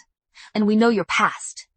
If you don't want the folks in Brookside to disappear, then step aside. When I was 1, monsters killed my parents. The women of Brookside spared their food to raise me. 10 years ago, the uncles risked their lives to help me survive. I owe no one anything, except for this village. These scumbags dare to threaten me with this. The nerve. Since you looked into my background, why didn't you ask about my temper? You are just a greedy outlaw. Here is 10,000 taels. Step aside now. And for the rest of your life, you won't have to be an outlaw. That is just my hobby, not my temper. Remember this. In my whole life, my worst temper is that anyone who dares to threaten me will pay the ultimate price. And this will be the very last mistake you ever make.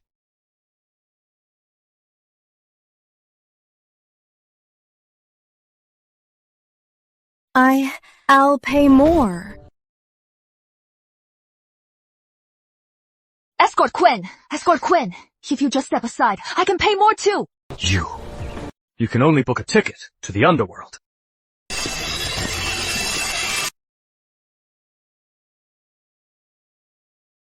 Mountain Breaker!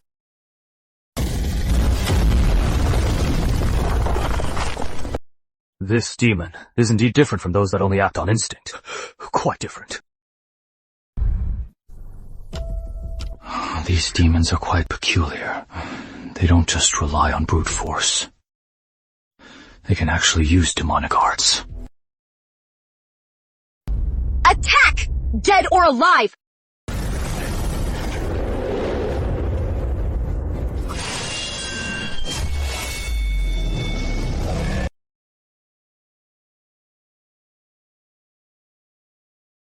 Such a fast blade! Without even using his inner energy, he killed a spirit master in one hit!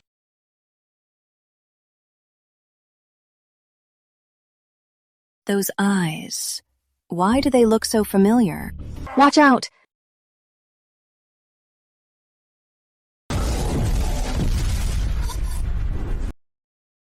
He can project his blade aura. He's at the celestial chamber level. Miss, for your great kindness, we'll repay you in our next lives. Let us lend you our strength! Attack! Are these demons crazy? They know they can't win, but still use suicide attacks. I don't care who you are. You are all dying today!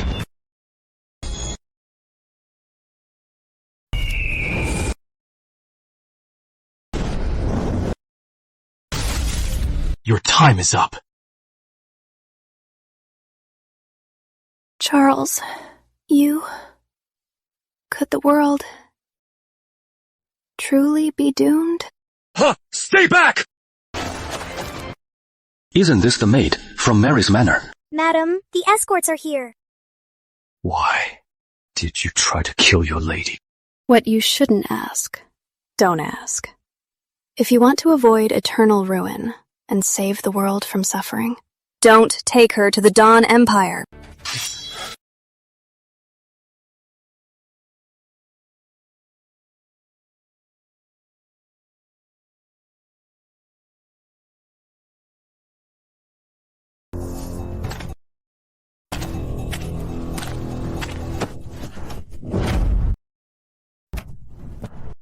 Let go!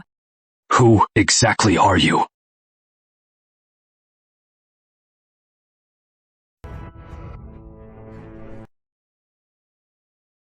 Didn't I already tell you? Still playing dumb? Do you know who that was? I don't know. You don't know. That was the maid who grew up with you, Joy.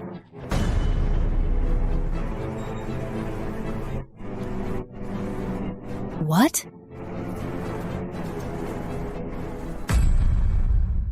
This is impossible. Impossible?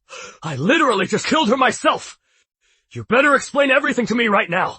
Your grandpa, why did he stop you from going to Dawn Empire? And your aunt, why would she send someone to kill you? Impossible. That's completely impossible. Before we left, Mary was giving off killer vibes. And when we first met Joy, she reeked of demon energy. Everything that has happened on this trip has everything to do with that woman. But why would she wait to hire me before making her move? Fine, I'll tell you. The demon wolves outside Rivercross. The evil spirit outside Moonwatch. No turning back. They didn't show up earlier. They didn't show up later. They just happened to appear right when we were passing by. And what about the monster in Azure Ridge? The vengeful ape. That thing is the undisputed king of the Tenfold Marshes. Yet someone got it to block our path. And the 24 escorts your aunt arranged for you, more than half of them were deathbound sent to kill you. The demon wolves earlier, and no turning back, were meant to stop you from leaving Rivercross. The first obstacle, and in Azure Ridge, the vengeful ape was meant to stop you from leaving Cloudland. The second obstacle, those deathbound on the road, were the final backup. Each of these escalating traps were all lethal schemes to stop you from reaching Dawn Empire. And after this desperate assassination attempt, you are telling me it is impossible. Do you really take me for a fool? Charlie, if I told you I really don't know anything, would you believe me? I don't give a damn if your aunt is good or bad. You need to! Right now tell me the whole truth! Are you a princess or not? Why exactly are you going to Dawn Empire?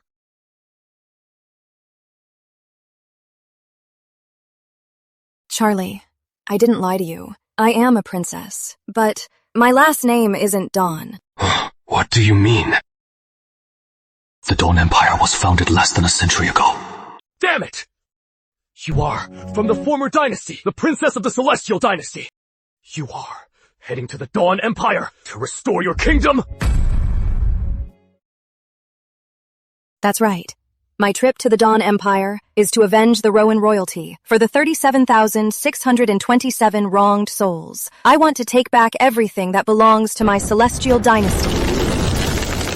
A century ago, to defend against monsters, the Celestial Dynasty founded the Monster Guard. The chief at the time was just a peasant. My father saw him kill a demon wolf bare-handed and brought him to the Celestial Palace. In just 10 years, he was given control of the 300,000 Monster Guard army. Little did we know, he secretly conspired with the monsters. Allied with corrupt court officials, he led 300,000 Monster Guards to stage a rebellion. The Rowan royalty, young and old, were all slaughtered. Even the infants were fed to monsters. My mother was brutally mutilated. The only survivor was the baby princess. Before the Celestial Emperor died, he burned his last dragon aura to seal her, and she was desperately escorted out of Capital City.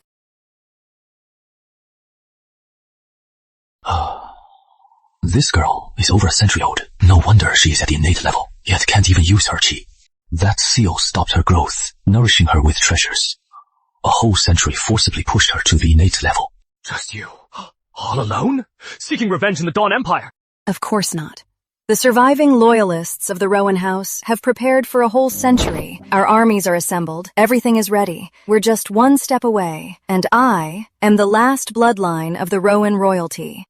Charlie, I didn't want to reveal my identity to keep you out of this. Once we reached the Dawn Empire, I was going to let you go. But now... Once we reach the Dawn Empire, the old dynasty's loyalists, to keep their secret, will definitely kill me to silence me.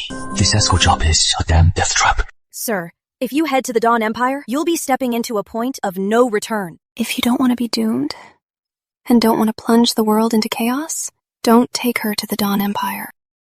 If I really take her to the Dawn Empire, once it plunges into a civil war, I'll be a sinner for all eternity.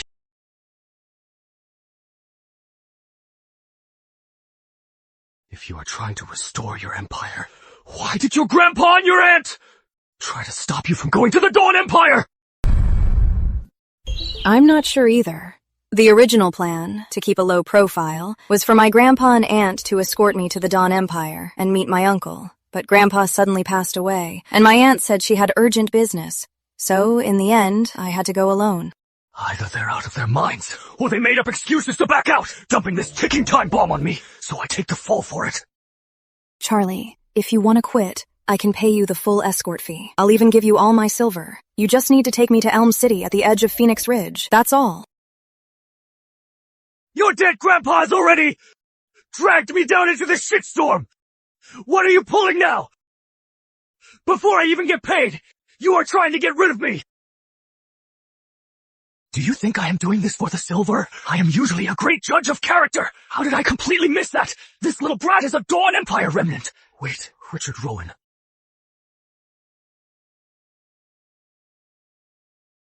The year I started as an escort, my first 3 rookie missions were all tasks from Rowan Manor. I thought at the time the old man was on his last legs. Turns out I had already fallen into his trap. Before you came to hire me, did your grandpa meet with any other escorts? He visited 9 escorts in total. Charlie, you were the 10th.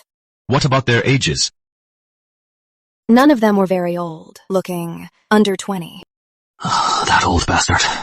He has been scouting for someone to escort his granddaughter's rebellion for 10 years. I've never failed a job since I started, so I was his target all along. Your grandpa, who was he? Really? In the former Celestial Dynasty, he controlled the Empire's fate. He was the Grand Preceptor for 2 emperors. Grand Preceptor? No wonder he knew someone like Lady Blossom. I could set up such a massive scheme. Where is your aunt? Is she your real aunt? My grandpa, aunt, and I aren't related by blood. Then do you know why Mary Rowan tried to kill you? I have no idea. Her late grandpa, from the very beginning, never agreed to her suicide mission to the Dawn Empire, so he left a backup plan, and that was Lady Blossom. But you must be the game changer Richard Rowan talked about. That old guy used Lady Blossom to test me to see if I am the game changer he has been seeking for a decade. But what about that woman, Mary? If she is working for the Emperor, why not kill the brat when she was little? Why wait until leaving Riverside Town?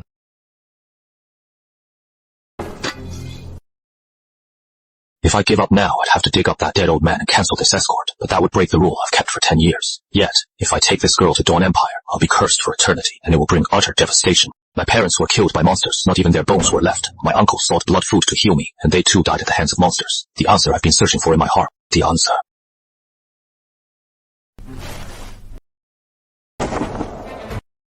That dead old man really had some tricks. He actually understood me.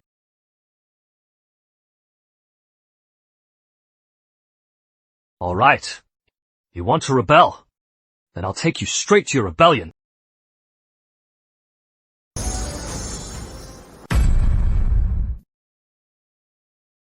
Charlie, I get your concerns. Bringing me this far is already a blessing. Let's just part ways here. Part ways? You tricked me into this mess, and now you want me to leave! You think it is that easy? I am an escort! Escorts just deliver and get paid!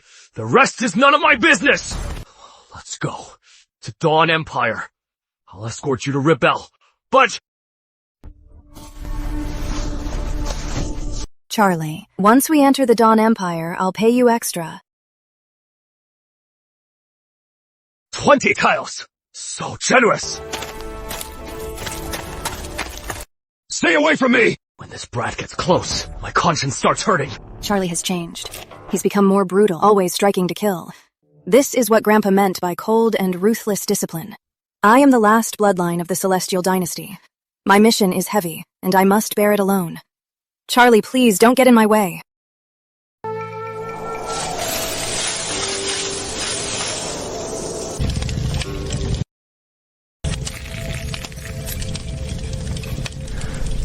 Two tails.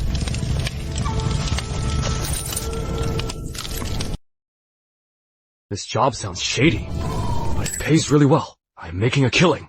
Charlie, we're going to the Dawn Empire to fight a war. Aren't you afraid? If a little brat like you isn't scared, why would a grown man like me be afraid? It's different. My uncle has gathered an army of 1 million, along with dozens of factions. The moment I step into the capital city, we'll rise in rebellion. Holy crap, an army of 1 million!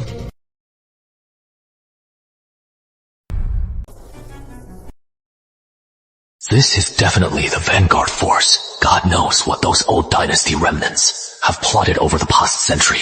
I seriously regret my impulsive decision yesterday. Whatever. I am an escort, not some savior of the masses. Who cares how they fight? As long as I get this brat safely to the capital city, if the sky falls, it won't have 5 cents to do with me. Past Elm City down the mountain, we'll officially enter the Dawn Empire. What my ancestors prepared for me, a century-long path of vengeance, is about to begin.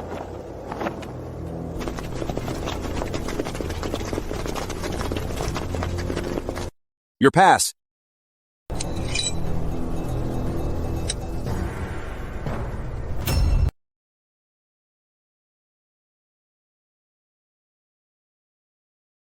So, it's Escort Quinn. My apologies, please.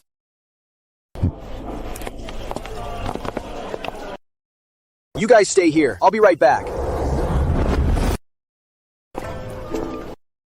Charlie, let's find a place to rest for a day. Look at me. I haven't had a bath in over half a month. All right. Eating all this wild game has me craving real food. A day's rest is fine. We can gather some info, too. Innkeeper, 2 of your best rooms. Coming right up. Just a moment, please. We have our last 2 best rooms left, down at the end of the 3rd floor. Nice and quiet. Monster guard.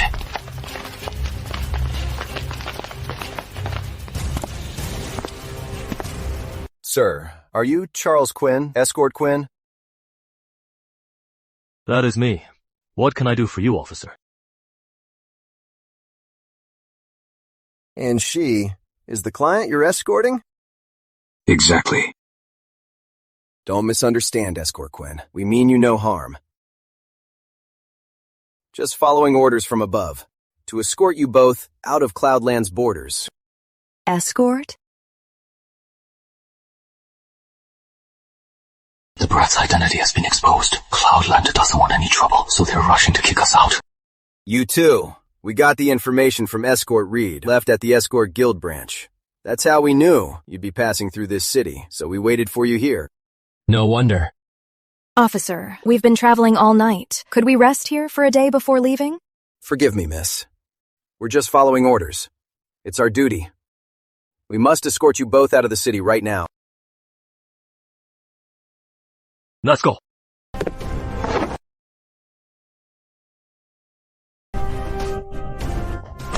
Move! What? Can't let it go. Why don't you storm Cloudland Palace right now? And give Her Majesty a piece of your mind. Am I asking for trouble? I'm just wondering if that aunt of mine leaked my identity on purpose. You even need to wonder. It is a total no-brainer. That aunt of yours must have heard Joy couldn't hold us back, so she ratted you out to Cloudland, hoping to use them to turn things in her favor. Looks like she's in for a big disappointment. Cloudland and Dawn Empire, because of the monsters, are forced into the same boat. But privately, because of resources, rare treasures, populations, and fortunes, they are constantly at odds. They're allies on the surface, but in secret, they wish for each other's ruin. With Dawn facing a civil war, they couldn't be happier. Why would they be dumb enough to get involved in this mess? After all, the weaker their rival gets, the more they stand to gain. In this dog-eat-dog world, every ounce of strength means a little more security. So-called alliances, in the face of absolute power, are just pure bullshit. That is not the kind of insight you'd expect from a 16-year-old. No wonder Mary tried so hard to keep her from Dawn. Does this brat actually have the makings of a ruler?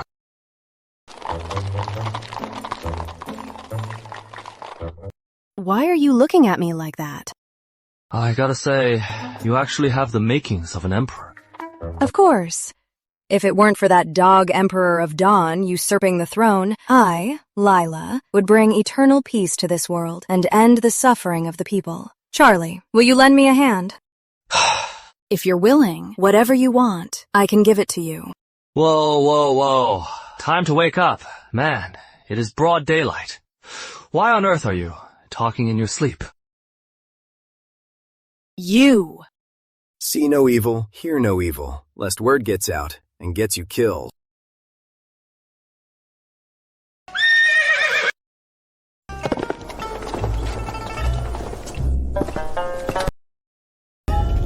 With that look, you want to rebel in Dawn.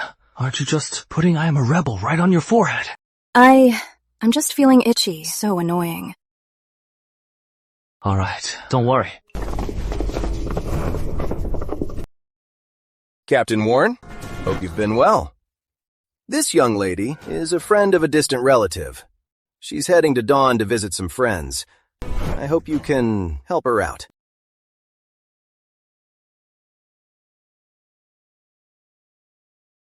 Raymond, what kind of officer do you take me for? You think I can be bought so easily? Guards, take them down!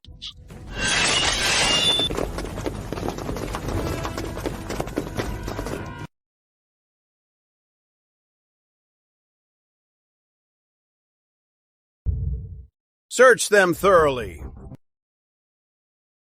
Check if they have any demonic aura. See if they're foreign spies.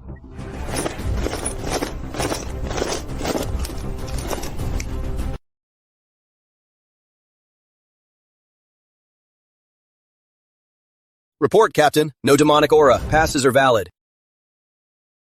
I've always gone by the book. Never bent the rules. You think I'd be swayed by mere money?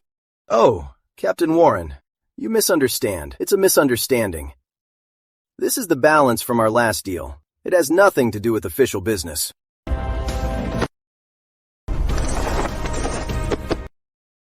Well then, much appreciated, Brother Ray. I'll buy you a drink sometime. He could have just taken the cash. Why put on such a show? But I guess doing it this way makes it foolproof. Even if my rebellion is exposed and the higher-ups investigate, he can say he followed the rules and cleared us before releasing us, completely washing his hands of it. Here is your Dawn Pass. With this, your path will be completely clear.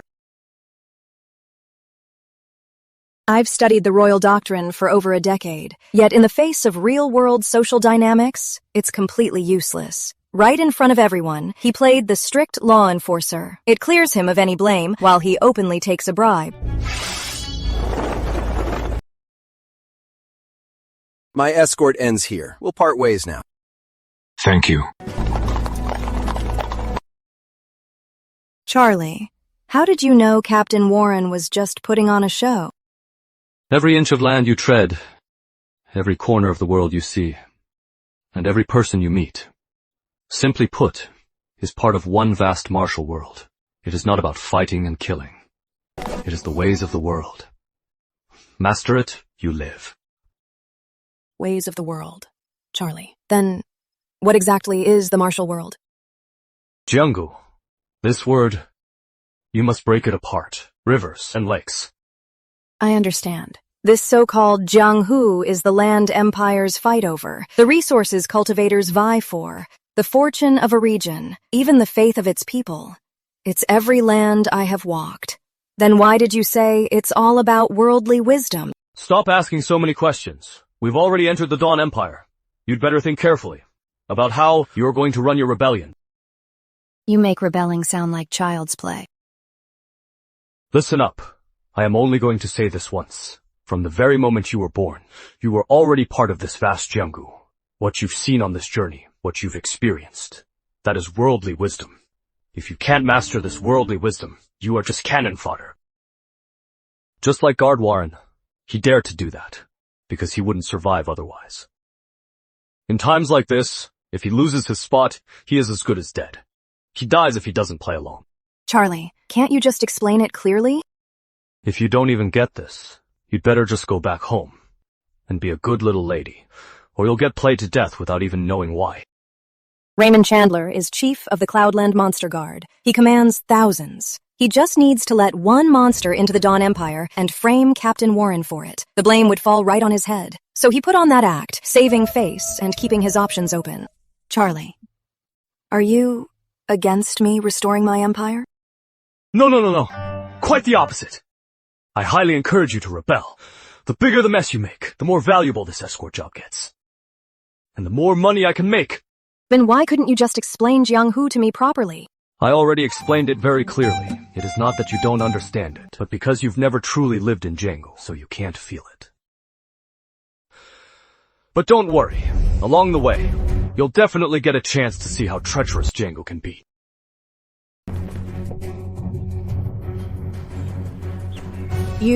Why are you looking at me like that? Want more money again? Right now, you have two choices. The first is to keep chasing your imperial dream. The second is to learn about Jianggu first. Which one do you choose?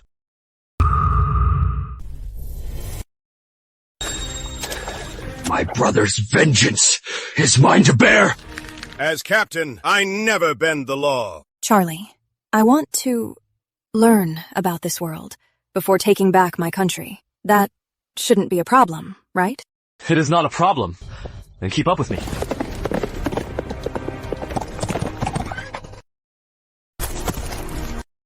How long are you going to stay hidden?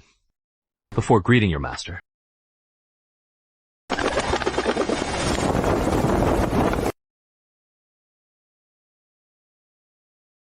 It's her, yes. Commander of the Shadow Wolves, Finn Parker, welcomes the young master back. Please, everyone, rise. My grandfather formed the Shadow Wolves for me. They're the Dawn Empire's finest scouts. With them around, we'll be perfectly safe. You must be the escort who protected the young master. Thank you, sir, for escorting Her Highness back to the Dawn Empire. Here is some reward money. Your escort mission ends here. How generous. Huh, another 20 taels. Commander Finn, this is Charlie, the escort who brought me to the Dawn Empire. Escort Quinn he will continue to escort me to the capital. Young master, it's the chief's orders. We cannot blow our cover on this trip. Having a stranger tagging along draws too much attention. He cannot join us in sneaking into the royal palace. If you are going to rebel, then rebel. Why do you guys act like street rats? Always sneaking and hiding. Your Highness, how does he know our plan? There's no need to panic. Escort Quinn can be trusted. No, go. Bring Her Highness's horse over here.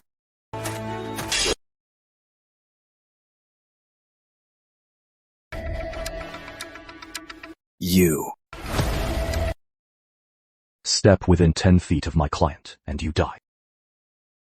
You. Right now, she is my cargo. Until we reach the destination and complete the mission, anyone who approaches will be considered a hijacker.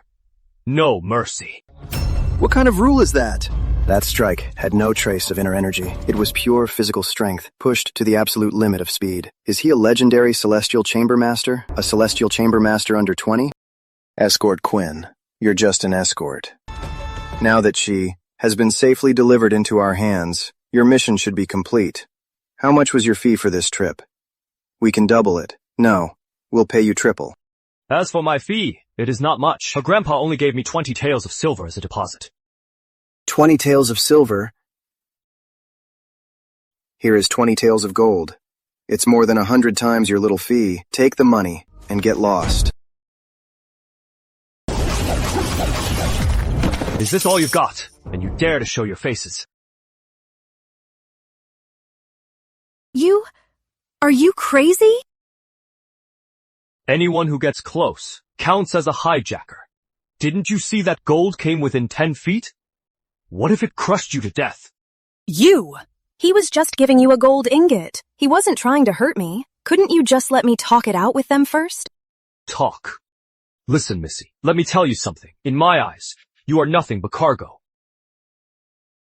You could be alive, or you could be alive, or you could be dead. As long as I deliver you, my mission is complete. No. He's not threatening me. He's stating a cold, hard fact. If I get killed, he delivers my body to the capital city. The mission is still complete. Could it be these guys are up to no good? Charlie, is there something wrong with them? I don't know if there is anything wrong with them, but I do know that just now, due to extreme tension, their breathing fluctuated, and I noticed it. They should be thrilled to see me, so why the tension? Even to the point of messing up their breathing? Unless they were hesitating whether to assassinate me.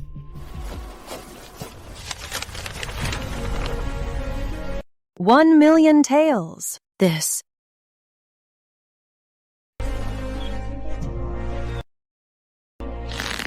Charlie. We can talk this out. I'll add 1 million taels. 1 million taels! That is 1 million taels! Hurry up and give me the money! I can't hold back anymore! Add more. I'll add more. I'll add 500,000 taels. But I need to get to the capital city. Then I'll find a way to pay you, Charlie, even if it's not much. You must understand, this kind of bounty, you might not get it even if you finish. If you're not careful, you'll suffer from my uncle's crazy revenge. This paper's badly torn. It has been posted for a while. The Dawn Empire has been after this brat for a long time. Dawn's intel is really fast. These subordinates hiding in Dawn for a century, for 1,000,000 taels of gold. They abandoned the great cause of restoration. Royal power and wealth before this easily obtainable bounty are not worth mentioning. If Charlie didn't strictly follow escort rules, I would have been tied up and sold by them. Even these old subordinates can be swayed by a bounty order. In other restoration forces everywhere, how many greedy people are hiding? My whereabouts have long been sold out. Charlie said I was dreaming of being an emperor. It turns out the ridiculous one is myself. All right. I am the one who just lost 500,000 taels. I haven't even had time to be sad. Who are you making that sour face for? Charlie, is this the martial world you spoke of? I guess. Just a bunch of greedy fools. Let's go.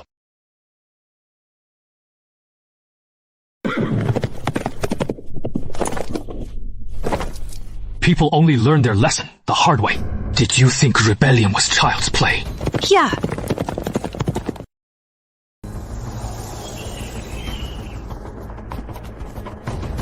Something's off. Dressed like this, walking around in Cloudland, would draw a crowd. People in this town won't even look at me. They're trying too hard. 2 taels for a room. 2 rooms. Upstairs, turn left.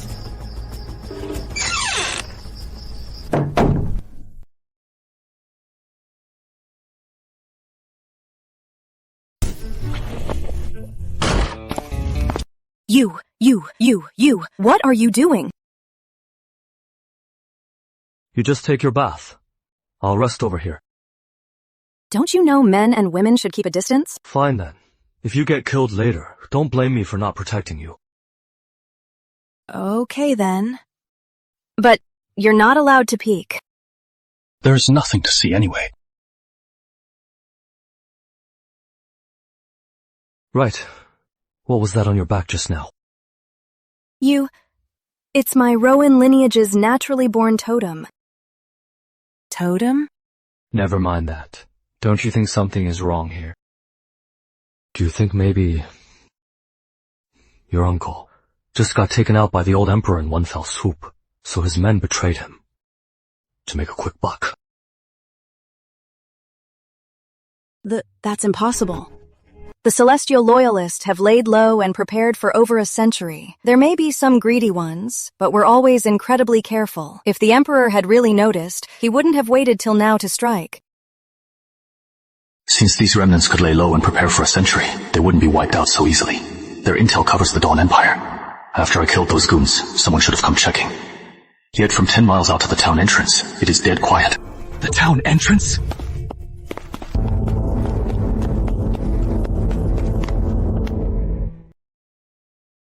We must have accidentally triggered the paranormal rule of a dark entity. What? When did that happen? How come I didn't notice a thing? Nonsense. Even I missed it. This entity is way stronger than no turning back outside Moonwatch. Coming to the Dawn Empire, aside from my mission, I wanted to learn more about these entities. Get on.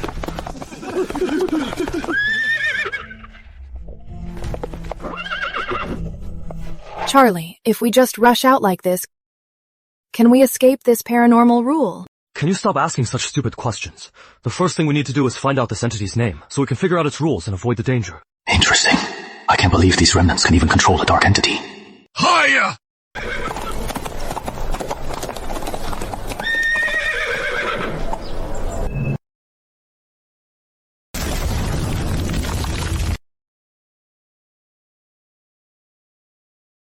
Could this dark entity's name be Deathless Resolve?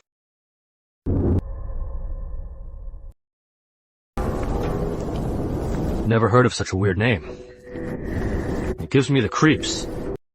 You messed with the wrong guy. Watch how I take you down today. Dismount.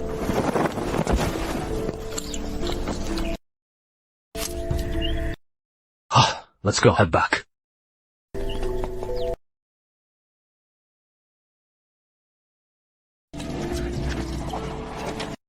Charlie, what are you looking at? Didn't you notice that it is completely still? When we entered the town, the sun was setting. When I came out from my bath, the height of the sun hasn't even moved an inch. Welcome, you two. Looking for a room? What do you mean? Didn't we already get a room? Yes, right. You two already got one. My old memory failed me. I remember now.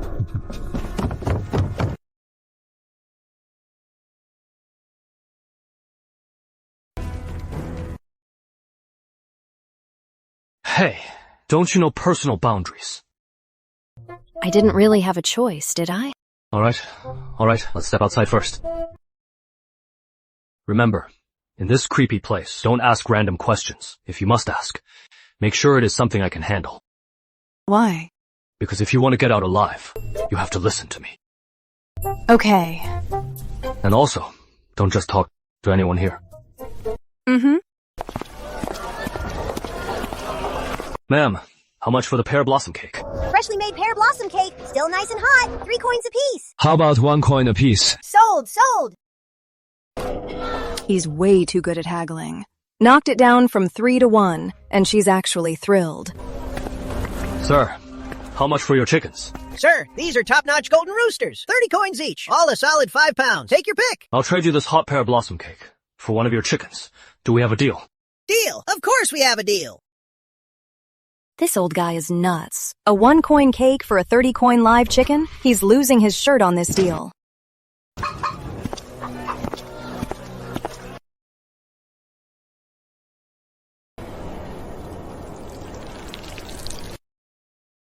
Charlie, this phrase here is, there's something wrong with it? You think? There isn't. Could it be that the way to break the curse lies in this very phrase?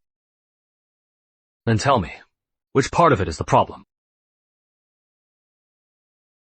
Deathless. Your education didn't go to waste. Spot on. It is the deathless part of deathless resolve. This girl was kept locked up since childhood by her late grandpa doing nothing but reading. She knows nothing about cultivation, and when it comes to the real world, she is completely clueless. Her life experience is way behind her peers. Good thing she is fairly sharp. Charlie, what are we waiting for? For the sun to set. But isn't time standing still? Only the time you see is. Don't ask too much. Just wait. Alright, the sun has set. Let's go into the town.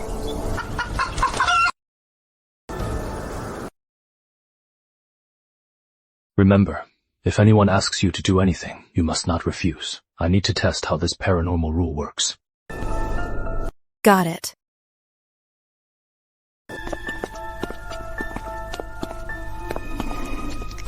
Little girl, could you do an old woman a favor?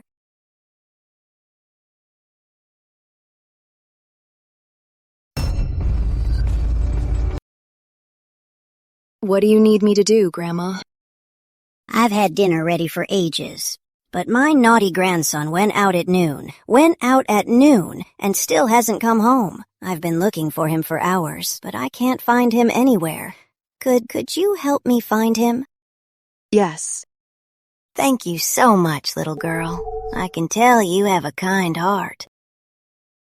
You know, I asked around in several places earlier, but no one was willing to help. No need to look here. Then finding him is the key test. If I mess up, I might get crushed by the rule on the spot and stuck selling vegetables forever. Think carefully. What kind of habits do kids have? Where do they usually play? As long as I can remember, I just read, admired flowers, and fed fish. How would I know what kids like to play? Follow me.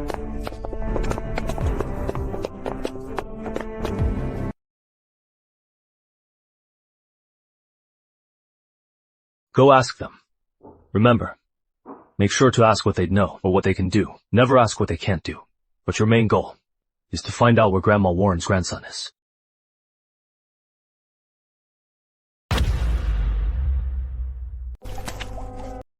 Little girl, do you know where Grandma Warren's grandson is playing? No idea. He was playing here yesterday, but he didn't show up today. Little boy, do you know where Grandma Warren's grandson is? Around noon today, he was playing in the mud with me. Where did he go now? I don't know. What should I do? Calm down. I need to review everything I've seen and heard so far. I'll use this fresh pear blossom cake to trade for your chicken. Trade, of course! Ridiculous haggling. Haggling to the extreme. Not only are the vendors not angry, but they accept it with a smile. What does this mean? It means they don't just not refuse, but rather they cannot refuse. Deathless resolve. Deathless means dying 10,000 times. Resolve means never refusing. Together it means even if I die 10,000 times, I will never refuse your request. Refuse. I get it now. Why Charlie could haggle, and no one dared to refuse. It turns out that in this hellhole, you simply cannot refuse. He's too smart. Just walking around, he figured out the Shadow's core rule. You two, hurry up and find Grandma Warren's grandson for me. Okay, miss. Just wait here for us. We'll check where he usually plays.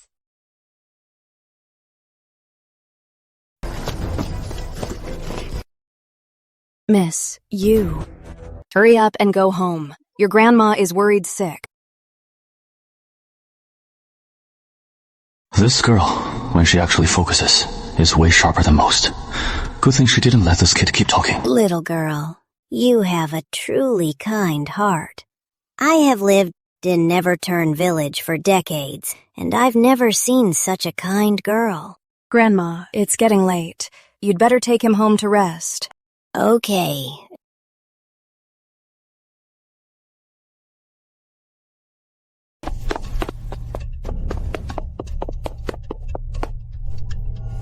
Charlie, just now, did I just dodge a lethal trap from the rule? Yes. Then can we use this rule to escape this anomaly? It is not that simple.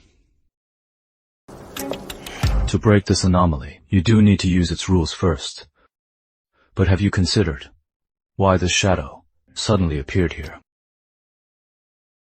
My uncle was supposed to meet me, but his men never came back. Could this be a test? This is outrageous. I risked my life to get here, and he still wants to test me? You are not too stupid. Those loyalists prepared for a century. Why would they hand everything over to an inexperienced little girl? They don't trust you, hence these endless tests. Her current way of thinking is all about royal doctrine. She only cares about power play. She doesn't understand human nature or the real martial world. Alright, this is the task they've given you. Tell me, what is your plan to break this paranormal rule? Charlie, is the key to breaking it hidden in the name Neverturn? Let me give you 2 more key clues. First, this town is divided into the living and nether realms. Take a good look at that lotus pond.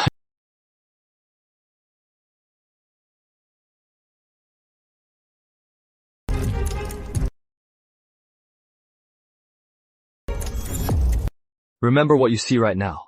Wait a few minutes.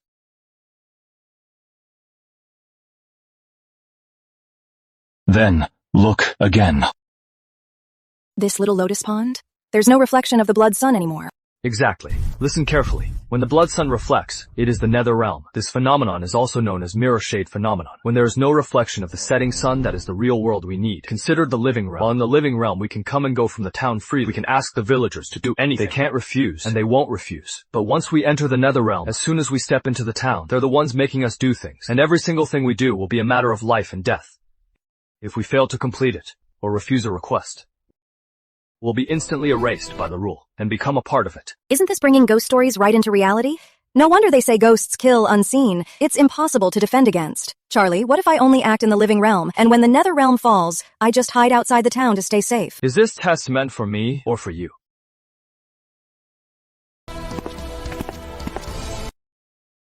Look at those 4 bleeding characters. Once the blood runs dry, the whole world becomes the nether realm. We have 3 days at most. 3 days. This is a test for me.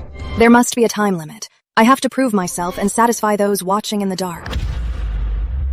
Deathless resolve. Never backing down even upon death. In the realm of kings, it means absolute, undying loyalty. In the living realm, I can use the rules to command the villagers, make them follow my orders, and complete tasks. I get it now. What the hidden observer wants to see is my ability to rule. So tell me, what task will they make you do? Well, We've walked around for hours and haven't run into any danger. If there were bandits or monsters, I could command a battle, but there's absolutely nothing. Alright, stop overthinking it. Haven't you noticed that those vendors are almost all scamming people? They are scamming us? Let me ask you, have you ever bought pear blossom cake? No. In Cloudland, 1 coin buys 2 pieces of cake, and a big rooster and monster-infested Cloudland wouldn't even cost 10 coins. Yet here in the Dawn Empire, with fewer monsters, it sold for 30, and it wasn't even 4 pounds, but he claimed it was 5. That is pure extortion, and even after we paid, he still tried to squeeze more out of us. Didn't you notice that blatant ripoff? I've always traveled with an entourage. Servants always handled the money. I've never had to care about the prices. Deathless resolve means completing a task even if it means dying 10,000 times. But that is just for ordinary people to a lord. But for you, someone about to become a ruler, the meaning is entirely different. For a ruler to achieve a goal, even if it costs 10,000 lives and drains the Empire's wealth, they do it without hesitation. That is still deathless resolve. The words are the same, but with a different status. It means sacrificing the world instead of yourself. I get it. While in the living realm, I have to kill to set the rules. 10,000 deaths. It means using 10,000 lives to forge the rule. So no one ever dares to lie or defy the rules. They're forcing me to kill every crooked merchant. To lay down for this rotten town an ironclad rule of honesty. Are they forcing me to kill? What? Is it too hard? Charlie. Though they're born from rules, they still feel pain. They cry, they laugh, and for an extra coin, they smile with joy. I've never even killed a chicken before. To slaughter thousands of people, how can I do that? You want to rebel like this? You better just head back home. Crawl back to Springvale. Just go back to being a pampered lady. But... A general's glory is built on a mountain of bones, let alone an emperor's. The path of an emperor is never just a one-man fight. It uses the blood, bones, and wealth of countless people to pave a stairway to the top. It's far more than 10,000 bones. It is millions, tens of millions, even the price of billions of lives. This girl has the spirit, she has the brains, but she has never tasted the grit of the real world. Her grand strategies are all just from books. She lacks the resolve born from true struggles, and the ruthlessness forged near death. Thinking she can build an empire like this, it is an absolute joke. Listen to me carefully. What is an emperor? An emperor stands utterly alone, the most ruthless person in the world. An emperor's mind must be as solid as a rock, willing to sacrifice one for the world, and willing to slaughter the world for one. An emperor's methods must be ruthless and merciless, mastering both grand open strategies and dark, hidden schemes, killing without spilling blood, breaking spirits without a trace. Charlie is more fit to be an emperor than me. Charlie. Do you think they set up this trial just to forge me? Forge you? Keeping you like a canary, learning armchair strategies in a gilded cage. How is that supposed to be training? That is pure bullshit. They're clearly trying to break her, using her destiny as a weapon. No wonder Richard Rowan kept her from the Dawn Empire. Leela, you have an emperor's path to walk, and I have my escort path to take. We're not on the same path. I can't guide you. The road beneath your feet. Only you can take the steps to walk it. Right. Blood. I grew up locked away, studying royal doctrine. But my hands are clean of blood. A ruler must be ruthless. How can a ruler not spill blood? Why did they set this trial in the Dawn Empire? Is it a restraint or an oversight? Charlie, can you take me out of this paranormal rule? Are you sure? I am. My path is mine to decide, and mine to choose. No one has the right to control me, let alone tell me what to do. Such high comprehension. For the past 16 years, she walked a path paved by others. If she kills the townsfolk as planned, she'll become nothing more than a puppet on a string. Stepping off their arranged path is just the first step. I can take you out of this paranormal rule, but you must understand, this is a trial they set for you. If I take you out, it means you didn't complete their trial. You fail. Just get me out of here. I'll handle the rest myself. Sure, but this is outside my escort duties. It'll cost you extra. Deal.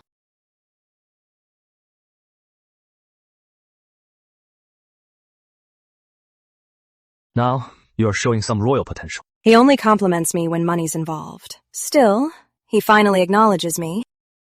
The reason we triggered this never turn paranormal rule is probably this little lotus pond. Little lotus pond? Right. When we passed by here, the setting sun just happened to cast our shadows right into the pond. And so, that thing took our shadows away, invisibly pulling us into this world created by the rules.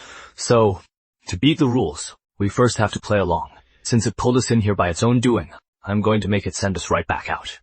That is the only way fitting for us. Does that mean if I enter the town in the living realm, I can order them to find a way to get us out? So much for praising your brains. I just told you. We can only passively let them send us out, instead of following their rules. You are the future empress, being led by the nose. Don't you find that embarrassing? The shadow game rules love to play with reversing yin and yang, mixing truth and illusion. In the living realm, it looks like our home turf, full of life. But it is actually a death trap. Any proactive move will just tangle us deeper in the rules. But the true way out lies right in the terrifying nether realm. The nether realm? Charlie, are you saying we can only enter the town in the nether realm phase? And while they force us to carry out the tasks, we exploit their loopholes? That is more like it. Let's head back to the inn. Dragging me into your little game of rules, all right then. Then thanks for giving me a never turn.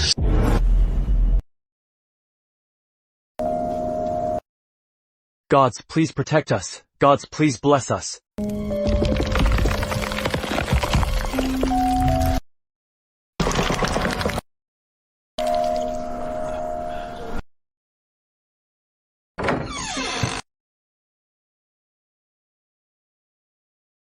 Elder Mercy, what's the situation inside? 10 people were supposed to enter Mercy, but I only sensed 2. Find out what happened. Our contact missed Her Highness.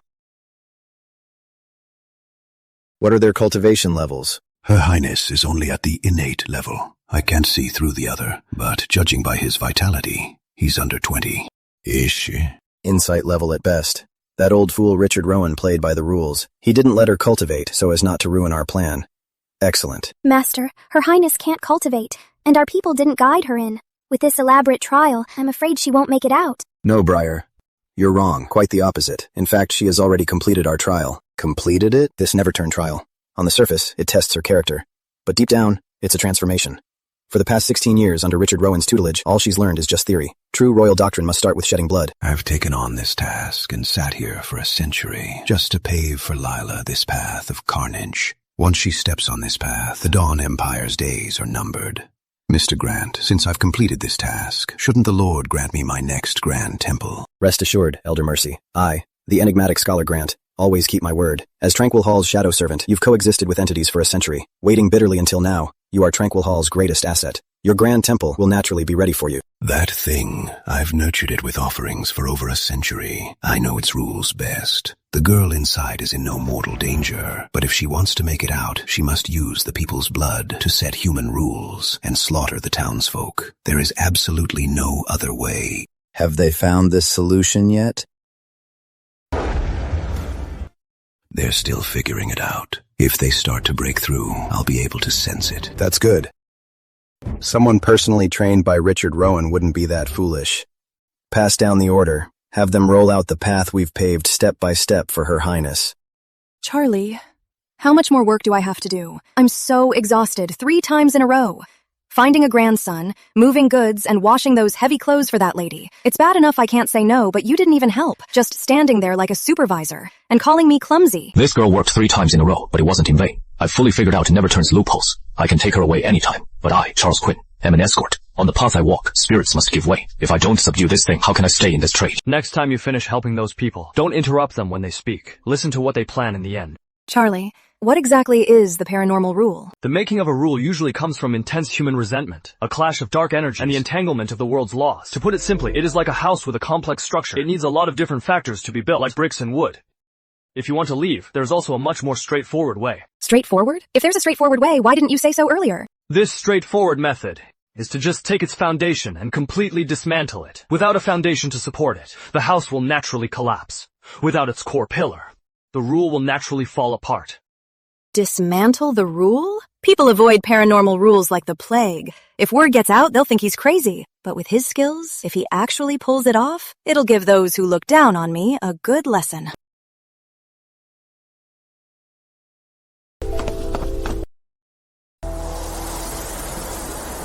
Charlie, you're not expecting me to help them carry the rice, are you? Those bundles are bigger than me. Ugh. You guessed right. This is how we break the rule. Don't worry. Within the rules, they won't force you to do things you can't do. Since they asked you, it means you definitely can. Young lady, you look like a stranger around here. Young lady, you look new around here. I'm from out of town. Look at these old bones. I wasn't careful just now and threw my back out. Child, could you do me a favor? Just as I thought, carrying rice. Oh, thank you so much. The moment I saw you, I knew you were a kind-hearted soul. In the future, you'll definitely marry well. Come, right this way. Young lady, here. Just help me carry this bundle back.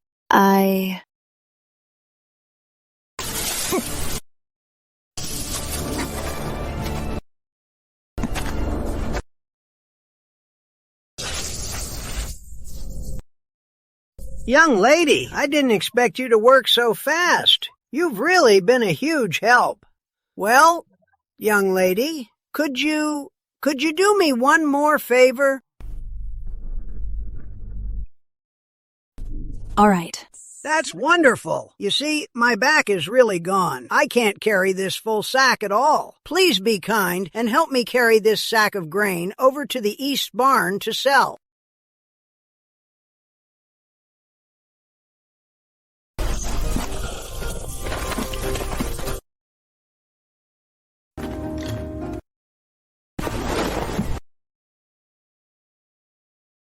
Not bad. This barn is the very core of this town's rules. Since it's such a long cycle, then these lifelike villagers must need food to survive, and money to keep things running. The most direct way out is their food. Without a food source, this massive rule will fall apart. What a beautiful young lady. Whose daughter might you be? Hello, Grandma. I'm from out of town. Ah, I see. It's getting late. My old eyes are failing me, and I have so many chores left. Sweetheart, you seem so kind. Could you help me sweep up the loose grain outside the barn?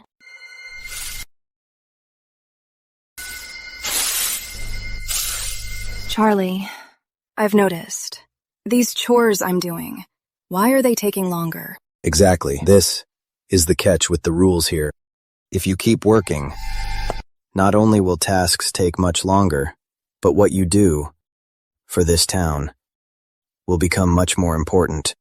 Only by helping them more and more can I earn their trust and get to the core of things. It's human nature and part of the rules. But this isn't about trust. Rather, it's pushing you step by step into an abyss. And this endless abyss is the very core of this rule, erasure. These tasks escalate from simple to difficult, from trivial to crucial. The more crucial they are, the harder they get. And the harder they get, the more dangerous. In other words, starting from when you helped that old man carry grain, it continues until you face an impossible task and fail. Once you fail, you will be completely wiped out. This is the never turn trial. But it's also another way out. Finish 10,000 tasks without dying, and you can get out too. So that's how it is. I thought, if I just did my job here, I could follow the rules and make it out safely. I never thought that behind these simple tasks, it's actually pushing people step by step into the abyss of death. The way out is in the next task. Remember, take your cues from me. Just play along. Let's go. Follow me. Whose little girl are you? How did you end up here? Sir, this is my little sister. She just helped Uncle Frank from town deliver some grain. She got curious and started wandering around here. Ah, so you're this little girl's brother. Good. These people couldn't see Charlie this whole time? Otherwise, why would they always give the tasks to me and just ignore him? Little girl, I have an emergency at home. Could you help me watch this granary for a day? Just for a day. Just until this time tomorrow. This task takes a whole day. That's a bit long, isn't it? Just help me keep an eye on things around here. Especially watch out for those thieving rats.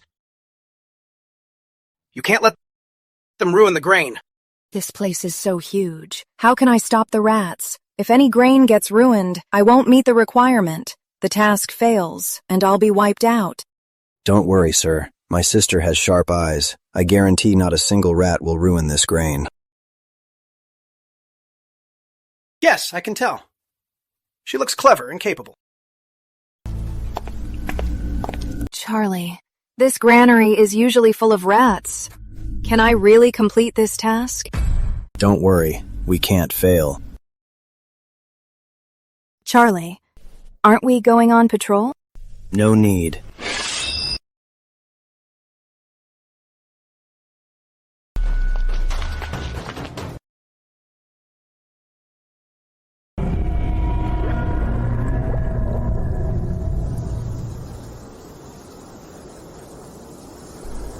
Let's go.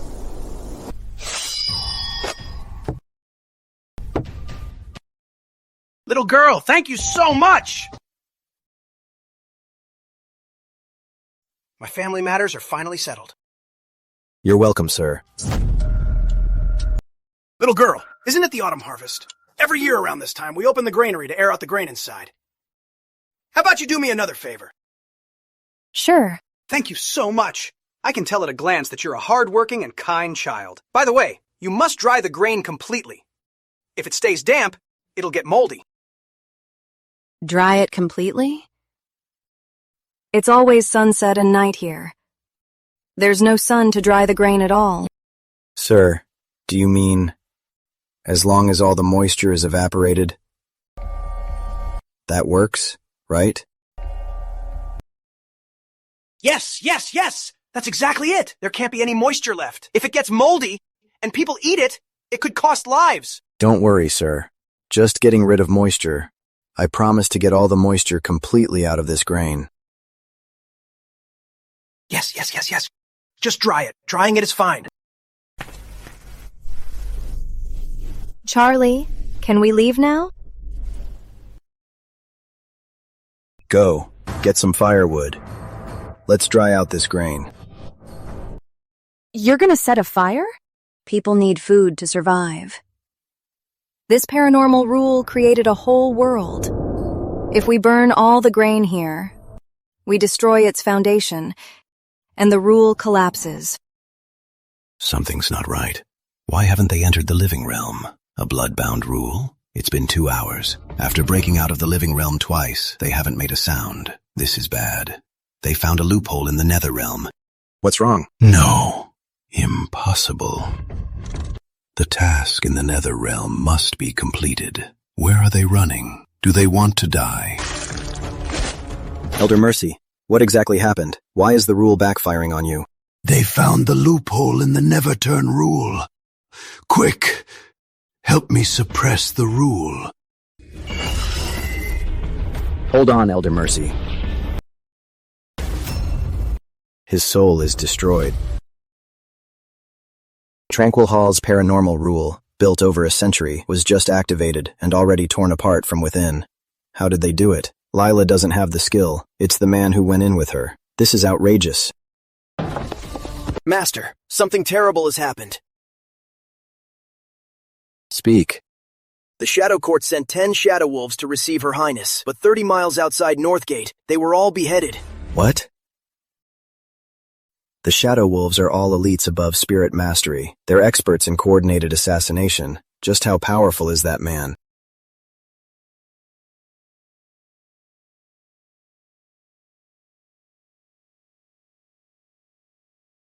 Look what you've done! I told you to dry the grain.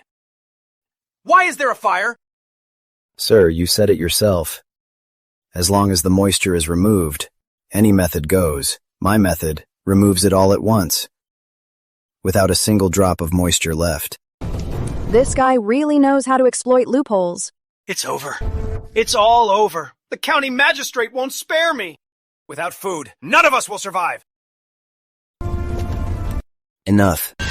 It's time for you to rest in peace. Why are these two just standing here? It's been a while. Who knows? They look like they've lost their souls.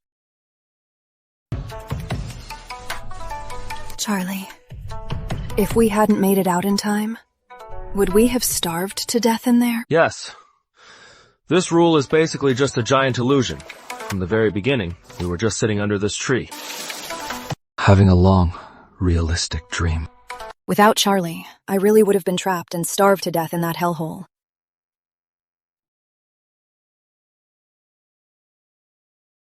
As long as it is a paranormal rule, I can force the entities inside to do one thing for me. or reveal key information. Never turn. I'll take it. A scholar.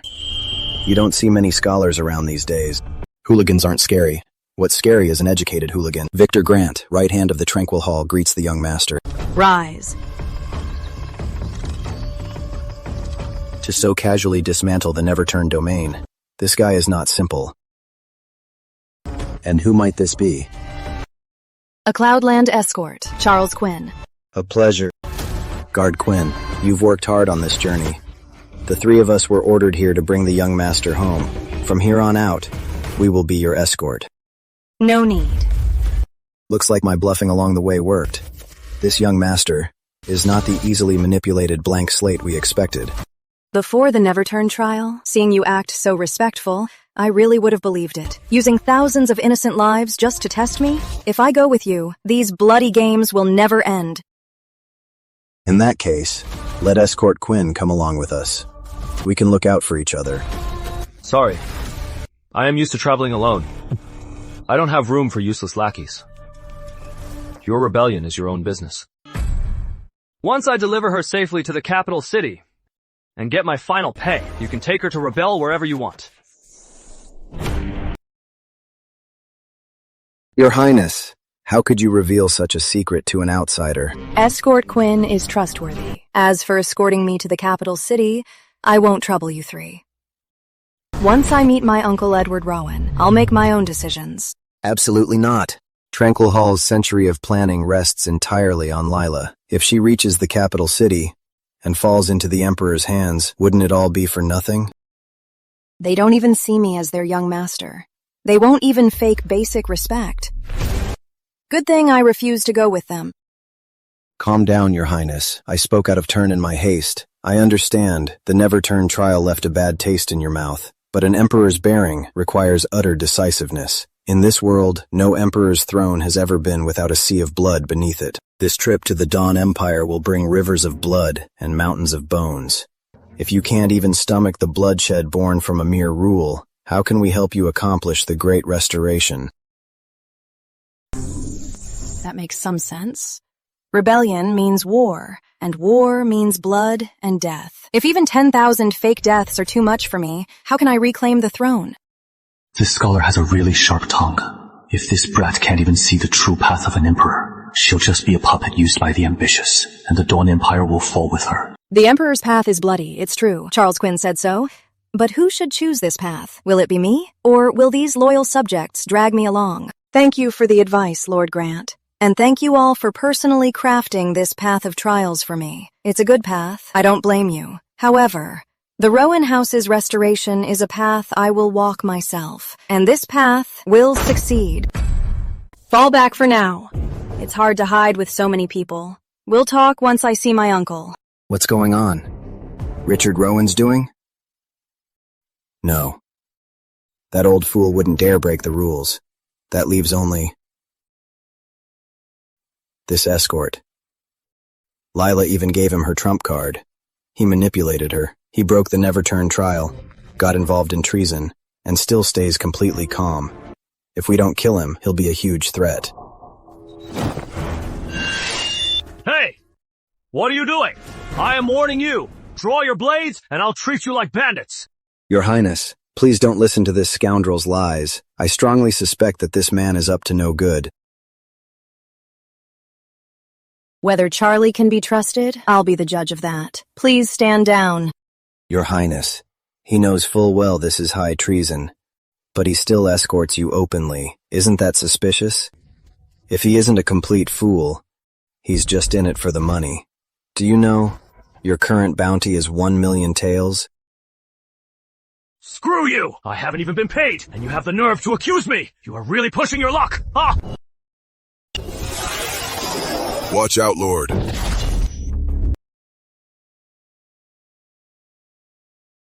Mind your business. What a fast blade. This is outrageous.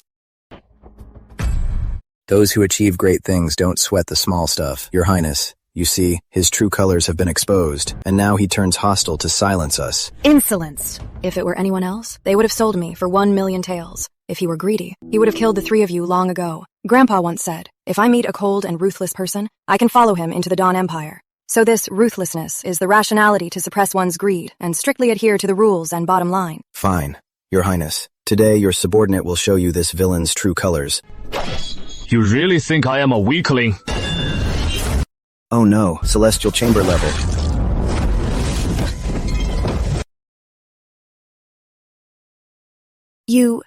Why did you kill them without a word again? How is this possible? In a small place like Three Rivers Town, how could there be a Celestial Chamber level escort? Well played, Richard Rowan. You dared to break the agreement and arrange a top master for the little girl. That blade was too fast. If I step forward, I'll end up just like those three, beheaded on the spot. Losing a lord and 3 generals. I must report this to Chief Rowan. Don't you think it is much quieter now? You are lucky I didn't charge you extra. Say thank you. You! On this journey, anyone who stops me from making money dies. Getting rid of them is partly to make more money, but mostly to uncover the truth. Victor's attitude was highly suspicious. This path to restoring the nation is far darker and more complex than I thought. Charlie, about this wanted poster. Not earlier, not later, but it's spreading everywhere at this very moment. Why is that? The paste on this paper is completely dry. It means this was posted at least a month ago. We haven't even left Three Rivers County, yet the Dawn Court has already issued a wanted poster. The news leaked a long time ago.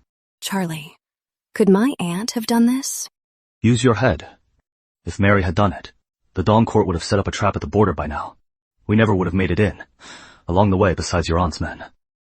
Have we run into any Dawn Court assassins? The Emperor has no idea where you crossed the border. He can only issue wanted posters, and to buy clues. With money. If it wasn't my aunt... There's only one possibility. My uncle in the capital city. Something went wrong with Edward Rowan. That's why those 10 guards brought the wanted posters to meet us. All right, stop overthinking it. Let's head into town and rest. We won't have time to rest tomorrow. Charlie, we waited in town for 3 days to no avail, so we went ahead as planned. We'll meet you in the capital city. A 1 million tile bounty. I wonder if those old guys can actually resist that. You've grown quite a bit, kid. No more stupid questions these days. Why are you staring at me? I am just a bit bored. Oh, right. Why don't you tell me about your uncle's plans over there, just to entertain me? My uncle's real name is Edward Rowan. He's the second son of the former Northern Duke. That uncle of mine loved to roam the world all his life. When the Summer Dynasty fell, he was traveling abroad, so he escaped the nation's downfall. He held on to a portion of the Rowan royalty's loyal forces. So that means this Northern Duke might still be alive. Whether he's alive or not, I'm not sure. Nowadays, our surviving Rowan loyalists are mostly those who weren't in the capital city and dodged the disaster back then. My uncle Edward Rowan's branch is considered part of the royal family. Over the years, he's been the one leading our restoration plan. Martial artists live much longer than ordinary people. The higher the realm, the longer the lifespan. If the Northern Duke is alive, his cultivation must be high. Imperial succession values true lineage. The Northern Duke's branch is Rowan blood, so they have a claim to the throne. If they just kill this girl, they can naturally inherit the legacy and become the first in line. Why hand it over to her? Royal families are notoriously ruthless for absolute power. Families tear each other apart all the time. Is the Northern Duke an idiot? You said earlier, you prepared a 1,000,000-man army and dozens of martial factions. Besides the scholar from yesterday, what other factions are there? That scholar is Victor Grant from Tranquil Hall. Tranquil Hall has lasted centuries in the Dawn Empire. It's a top faction. Factions like this, there are 25 of them. Most were funded by my father. Helping me restore the kingdom is repaying his kindness. What's so funny? They were my father's hidden pawns. When he fell, the emperor started a massive purge. Their room to survive was pushed to the limit. If they don't join my rebellion, they'll be wiped out anyway. Helping me means helping themselves. No. I just thought of a joke I heard before. And the Sanctum of Shadows. Was that funded by your father too? Never heard of them. So, whether it is the 1,000,000-strong army or these 25 factions, the true mastermind behind them is Edward Rowan. Yes, the million-strong army hides at passes near the capital city. With one command, they can gather in half a day. The 25 factions are scattered across major cities. Their reach has already infiltrated government offices, the military, and even noble houses. Everything is in place. They just need me there to give the word, and we can raise the banner of restoration. The plan is flawless. But the fall of the Celestial Dynasty, was it really Edward Dawn's doing? Folklore says the Celestial Emperor was possessed by a dark entity, turning into a monstrous demon, eating 100 people a day, turning the world into a living hell, until a savior came down, fought for 81 days, and finally slew him. Loved by the people, he took the throne. Others say the Emperor is the son of the dynasty before last. Hiding for over 2 centuries, biding his time, he infiltrated the Celestial Dynasty. Along our journey, his first story might have some truth to it. Toppling a massive dynasty involves fate, the people, and decaying bloodlines. There must be some hidden dark forces at play. Charlie, on this journey to the capital city, tell me, aren't you scared? I am. If you want to back out, you can leave any time. I won't tell a soul that you escorted me to the Dawn Empire. I am afraid you'll get killed on the way, and I won't get paid. All right, stop wasting time. We must reach the capital city within 7 days. Otherwise, this escort job will be a huge loss for me. Hiya! Yeah.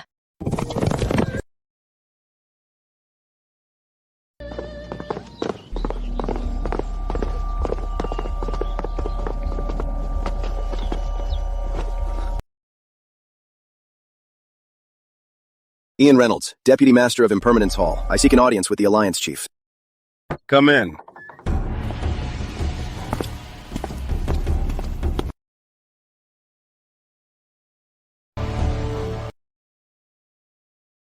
What happened?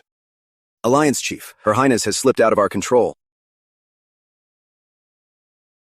Her Highness entered the Dawn Empire, bringing along a Celestial Chamber-level escort named Charles Quinn. He acts ruthlessly. Right after entering the Dawn Empire, he mistook the 10 elite guards of the Shadow Court for robbers, and beheaded every single one. To think such an escort exists.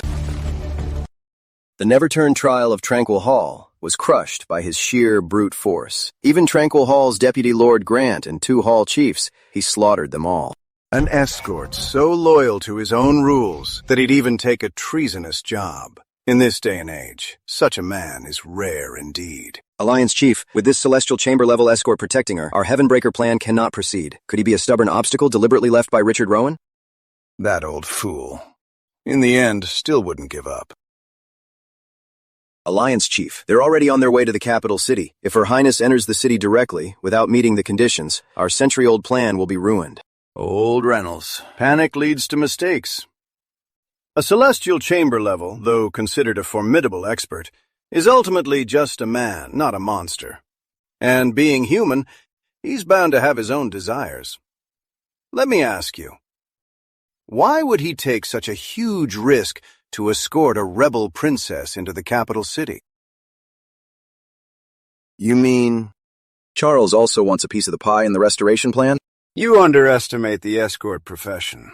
And you underestimate human desires. If I'm not mistaken, that escort is quite young, right? You're spot on, Chief. Charles is under 20. A 20-year-old at the Celestial Chamber level. My niece, Lila, is only 16. She has half Shadow Clan blood, known as Heaven's Favorite. Her beauty is breathtaking. Heroes always fall for beauties. A hot-blooded young man escorting someone like her alone. A century ago, the Celestial Emperor touched Queen Shadowland, which led to a tragedy. Shadow Clan women are terrifying. Chief, that kid is after her. Give the order. Give him what he wants first. If he doesn't appreciate it, then make him disappear. The Heavenbreaker Alliance won't miss one Celestial Chamber expert. Remember, at all costs, you must make that girl walk the path her uncle has paved for a century. The path to restoration. You little girl, how could you not pay a price? Let it begin today. Have your 25th Hall start moving according to the plan. Understood. Wait. Remember, before the Emperor, Edward Dawn, gets to Lila, you must make her finish the trial I set up, the royal baptism. I will not fail you.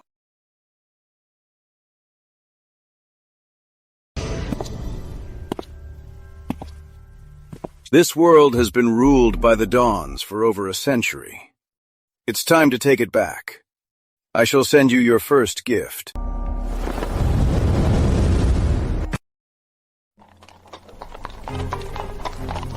The journey has been so peaceful. Not even a stray dog that looks like a monster. Unlike Cloudland, where monsters pop up at every step. The Dawn Empire isn't known for monsters. It's full of evil spirits and ghosts. Once these things show up, it's a total massacre. Whether it's Edward Dawn or Edward Rowan, their 2 days of silence means they are planning something big. This peace is just the calm before the storm. Charlie, what's your biggest dream in life? To go wherever I want to go, and see whatever I want to see. Are you okay? Such a perfect chance, and he didn't even take advantage. Just like his dream, he's a total slacker.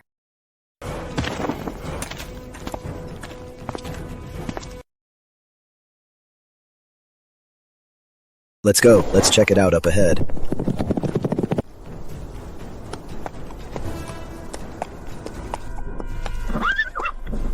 Such a strong stench of blood.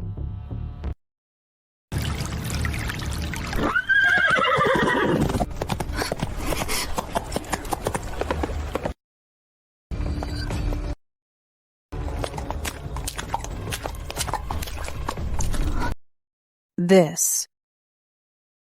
Stay close to me.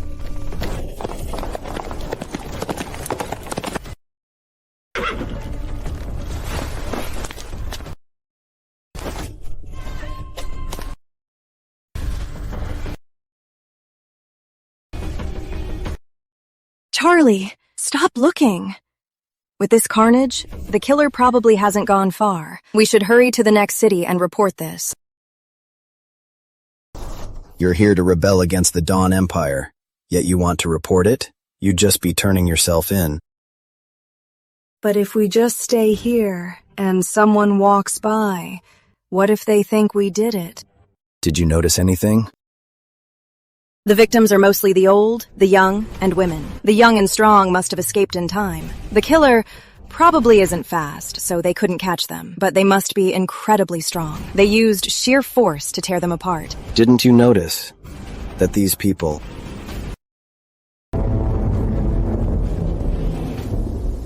had their hearts ripped out?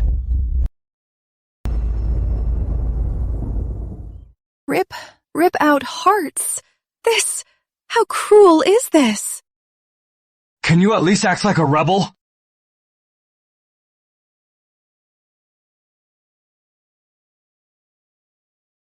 Look closer.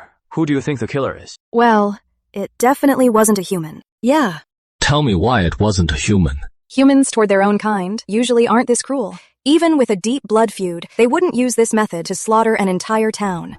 Only demons treating humans would be so merciless. So, this must be the work of a demon. I was actually looking for a chance to praise you, but you really didn't give me any excuse to.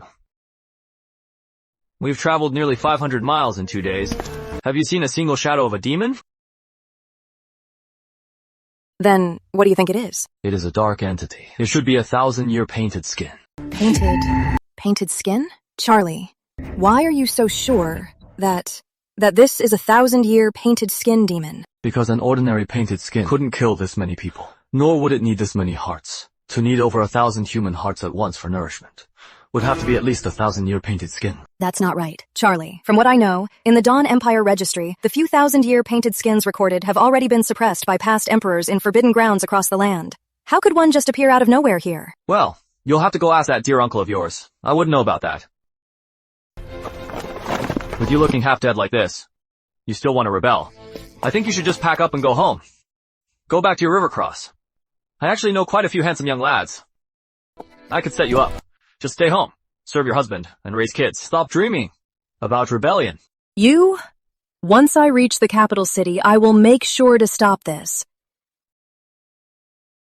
What are you laughing at? I am not laughing at you this time. I am laughing at your dead grandpa, Richard Rowan. Why? Tell you what, let me tell you something you don't know. Take these dark entities, for example. Like the one you saw today, this 1,000-year monster. Let alone the Dawn Empire. Even our Cloudland has suppressed at least 1,000. 1,000 of them!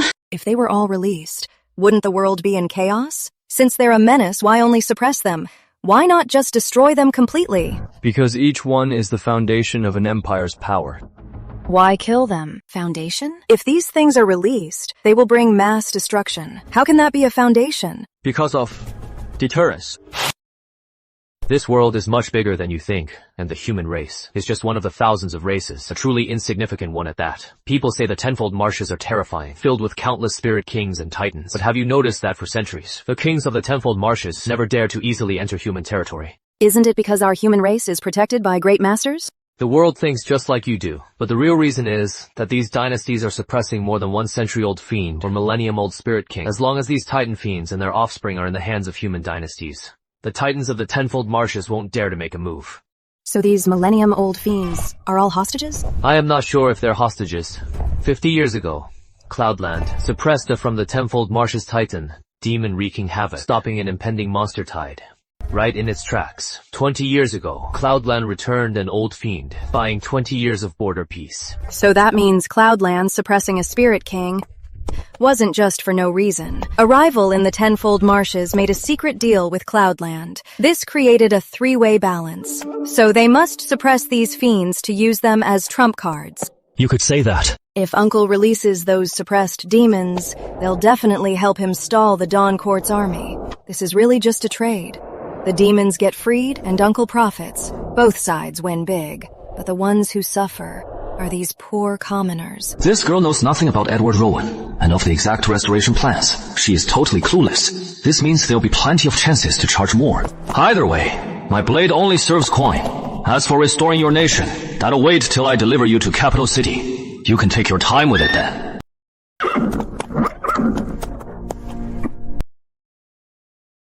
Good grief. What is wrong now? Charlie, tell me. Is it true that I shouldn't restore my nation? Damn it. Should I have kept my mouth shut? I totally crushed her spirit. Don't ask me if you should do it. You need to ask yourself. Ask your deceased mother and father. You're right. For my parents who died so tragically, I must seek justice. Thank you for reminding me, Charlie. Did I say the wrong thing again? Forget it. As long as this girl's mind doesn't break down on the way, and I get her to Capital City safely, so I can get paid, it is fine.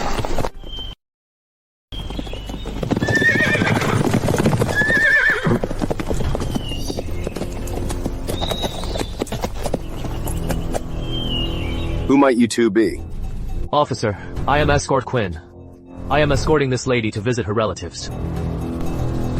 I am from the Dawn Southern Guard, commander of the Cross Battalion. To be honest with you two, I just received an urgent military report. It says a dark entity has massacred Farewell Town up ahead. Judging by your direction, you must have just passed through there, right? Yes. Was the town slaughtered by monsters? Yes. The entire town. No one survived. What? Escort Quinn, do you know what kind of monster did this? 1,000-year painted skin fiend. The hearts of thousands in the town were all ripped out. What? 1,000-year painted skin fiend? Could it be the one sealed at Forgetful Peak broke its seal? Send the order! Put the Southeast on high alert immediately! Order the Peacefield governor to send an urgent dispatch to the court at once! Yes, sir. Thanks for the intel, Escort Quinn. Helping you helps me. If the roads are safe, my escort goes smoother. But that painted skin fiend just took thousands of hearts. It won't strike again soon. What you need to do now is keep this quiet and calm the public. Thanks for the advice! Escort Quinn, have a squad break off and escort them to Peacefield City! Thanks. I'm on my way to start a rebellion. Yet I'm being escorted by the Imperial Army. Charlie definitely did this on purpose, just to give my uncle the wrong idea. So he'd send men to rescue me, and then demand an outrageous price.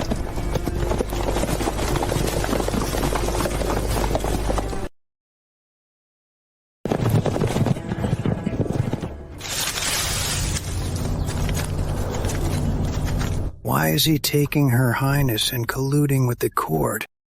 Whether this escort is working with the Dawn Court or not, we must report this. Yes, sir! Where is the painted skin fiend? My lord, It has hidden itself. It says it needs to eat its fill before working. Preposterous. Why did we choose such a disobedient glutton? My lord, Chief Rowan can only undo so many seals. This was also arranged as a trial for the young master, but the earlier ones were all ruined by that escort. I'm not sure if this one will be. Why didn't you remind me earlier? The carefully planned royal doctrine trials, linked one after another. We've traveled 500 miles now, less than 1,500 miles from the capital, and none of the trials have worked. Enough. Keep an eye on them for now, and wait for the chief's orders.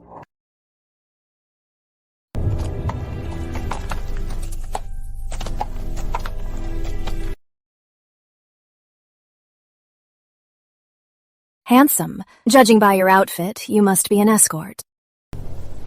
Cloudland Dynasty Escort, Charles Quinn. Such a young escort is quite rare. I wonder, handsome, are you spoken for? So shameless. Just a few words and already talking about marriage? What? You want to marry this girl off to me? Hey, she asked if you were taken. Why point at me? If you're willing, handsome, why not? Something's off. They're human traffickers. This girl's a handful and a little ugly. She doesn't meet my standards. If you have any other girls, I wouldn't mind taking a look. How am I ugly? You better explain yourself. I don't care who you are. Or what you want. You have 3 seconds to back off 10 feet. Or else I'll treat you as cargo thieves. Cargo thieves? They are here for me. The last time someone dared use that tone to speak to Lady Bone was 100 years ago. Slash! Charles Quinn, don't think your celestial chamber level makes you untouchable. At least none of you can handle me. Want her to join your rebellion? Go to the capital city and wait patiently. Once I safely deliver her to the Grand Tutor's residence, you can do whatever you want, right now. Don't stop me from getting paid. This lunatic knows who we are, yet he refuses to let Her Highness go. If the Emperor finds out, he'll be wanted across the Empire. How dare you? Trying to dictate my marriage? My uncle's men don't even see me as their master. Do you truly have no respect for your highness? Your Highness, we are here solely for your restoration plan. This man thwarts us at every turn, ruining a century of planning. He clearly wants to stop your restoration. Do you think I'm an idiot? Are you reclaiming the throne for yourselves, or for me? These people, along with my uncle I've never met, are all scheming against me. Only this greedy escort is trustworthy. A test? Go back and tell my uncle he can plan the restoration, but the path I take is mine to walk. Now, leave at once. We'll talk when I reach the capital. You misunderstand, Your Highness. I was merely testing Escort Quinn. Now, we know he can be trusted, but he killed our Whitehall chief. He's no longer fit to escort you. From now on, we will escort you. I said, I don't need it. Your Highness, for this grand restoration plan, Mountain Breaker Hall, all 13,200 of us, are putting our lives on the line. If we fail, we all die, including you. Today, you must come with us. Coaxing and threatening, I see. 1, 2, 5. 1 at Celestial Chamber level, 2 at Spirit Mastery Peak. You'll have to pay extra. Fine. How much? Name your price. If they dare to stand in the way, kill them all. I liked your style. These guys here, 10 taels each. I'll charge you 100 taels in total. The rest of these weaklings are on the house. Deal. You think 100 taels can buy all of our lives? You're dead. I'll give you 3 breaths to get lost. Otherwise, you'll be treated as hijackers. 3. Just a brat who barely reached the Celestial Chamber level. You talk big. You asked for it. Die by my hand. 2. Such a fast blade.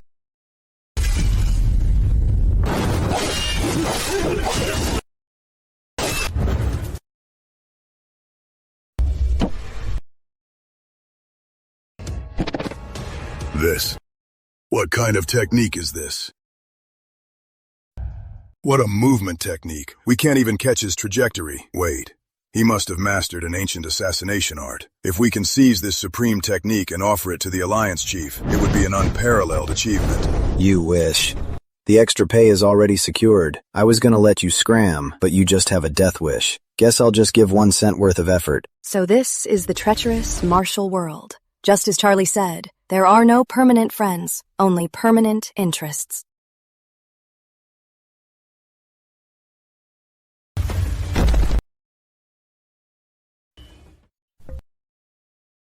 Wasn't that cool? Worth the extra pay, right? Come on, don't just stand there. Hurry up and write the IOU. I'm rich. Earned an extra 100 taels and got another chance to charge more. Sweet.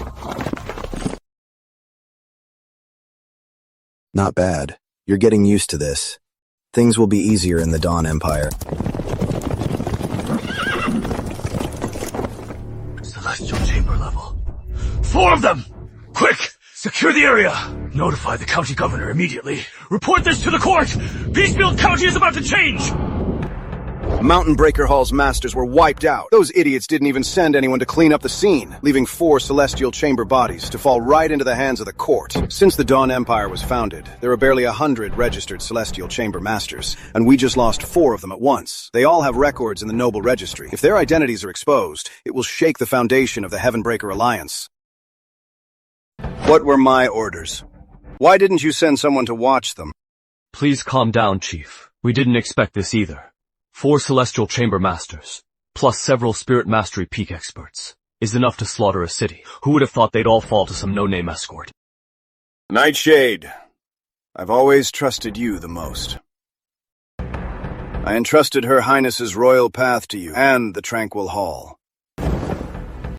Is this how you serve your chief? A century of planning, ruined at the first step. We lost our men, and left Celestial Chamber bodies right for the court to find, leaving behind a massive threat. Look at what you've done. Pass down my order. Ian Reynolds. Here, sir. Order Shadow Division at all costs to retrieve those bodies. Erase every trace. Yes, sir. Give me the details on that Charles Quinn. Without him, Lila would already be in our hands, and our restoration would have begun. A full century of planning in just 3 days, completely ruined by one man. Chief, our guards found out he's from 3 Rivers Town in Cloudland. He's extremely greedy, but strictly follows the rules.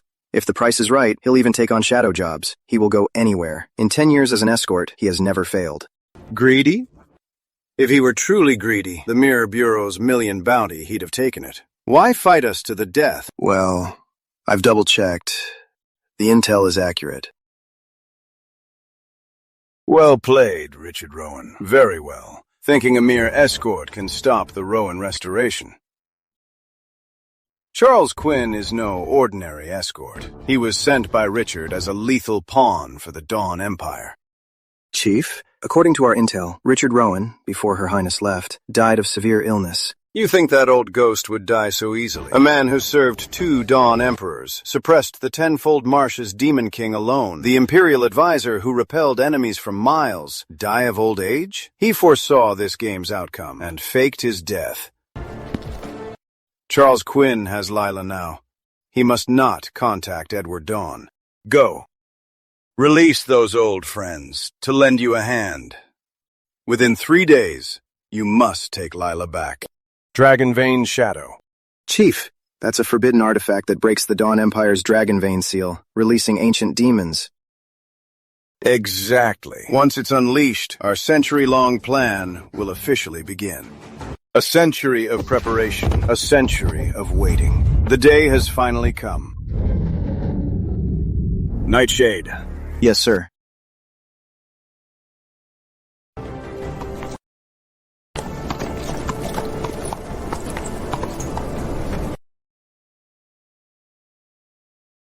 A storm is coming.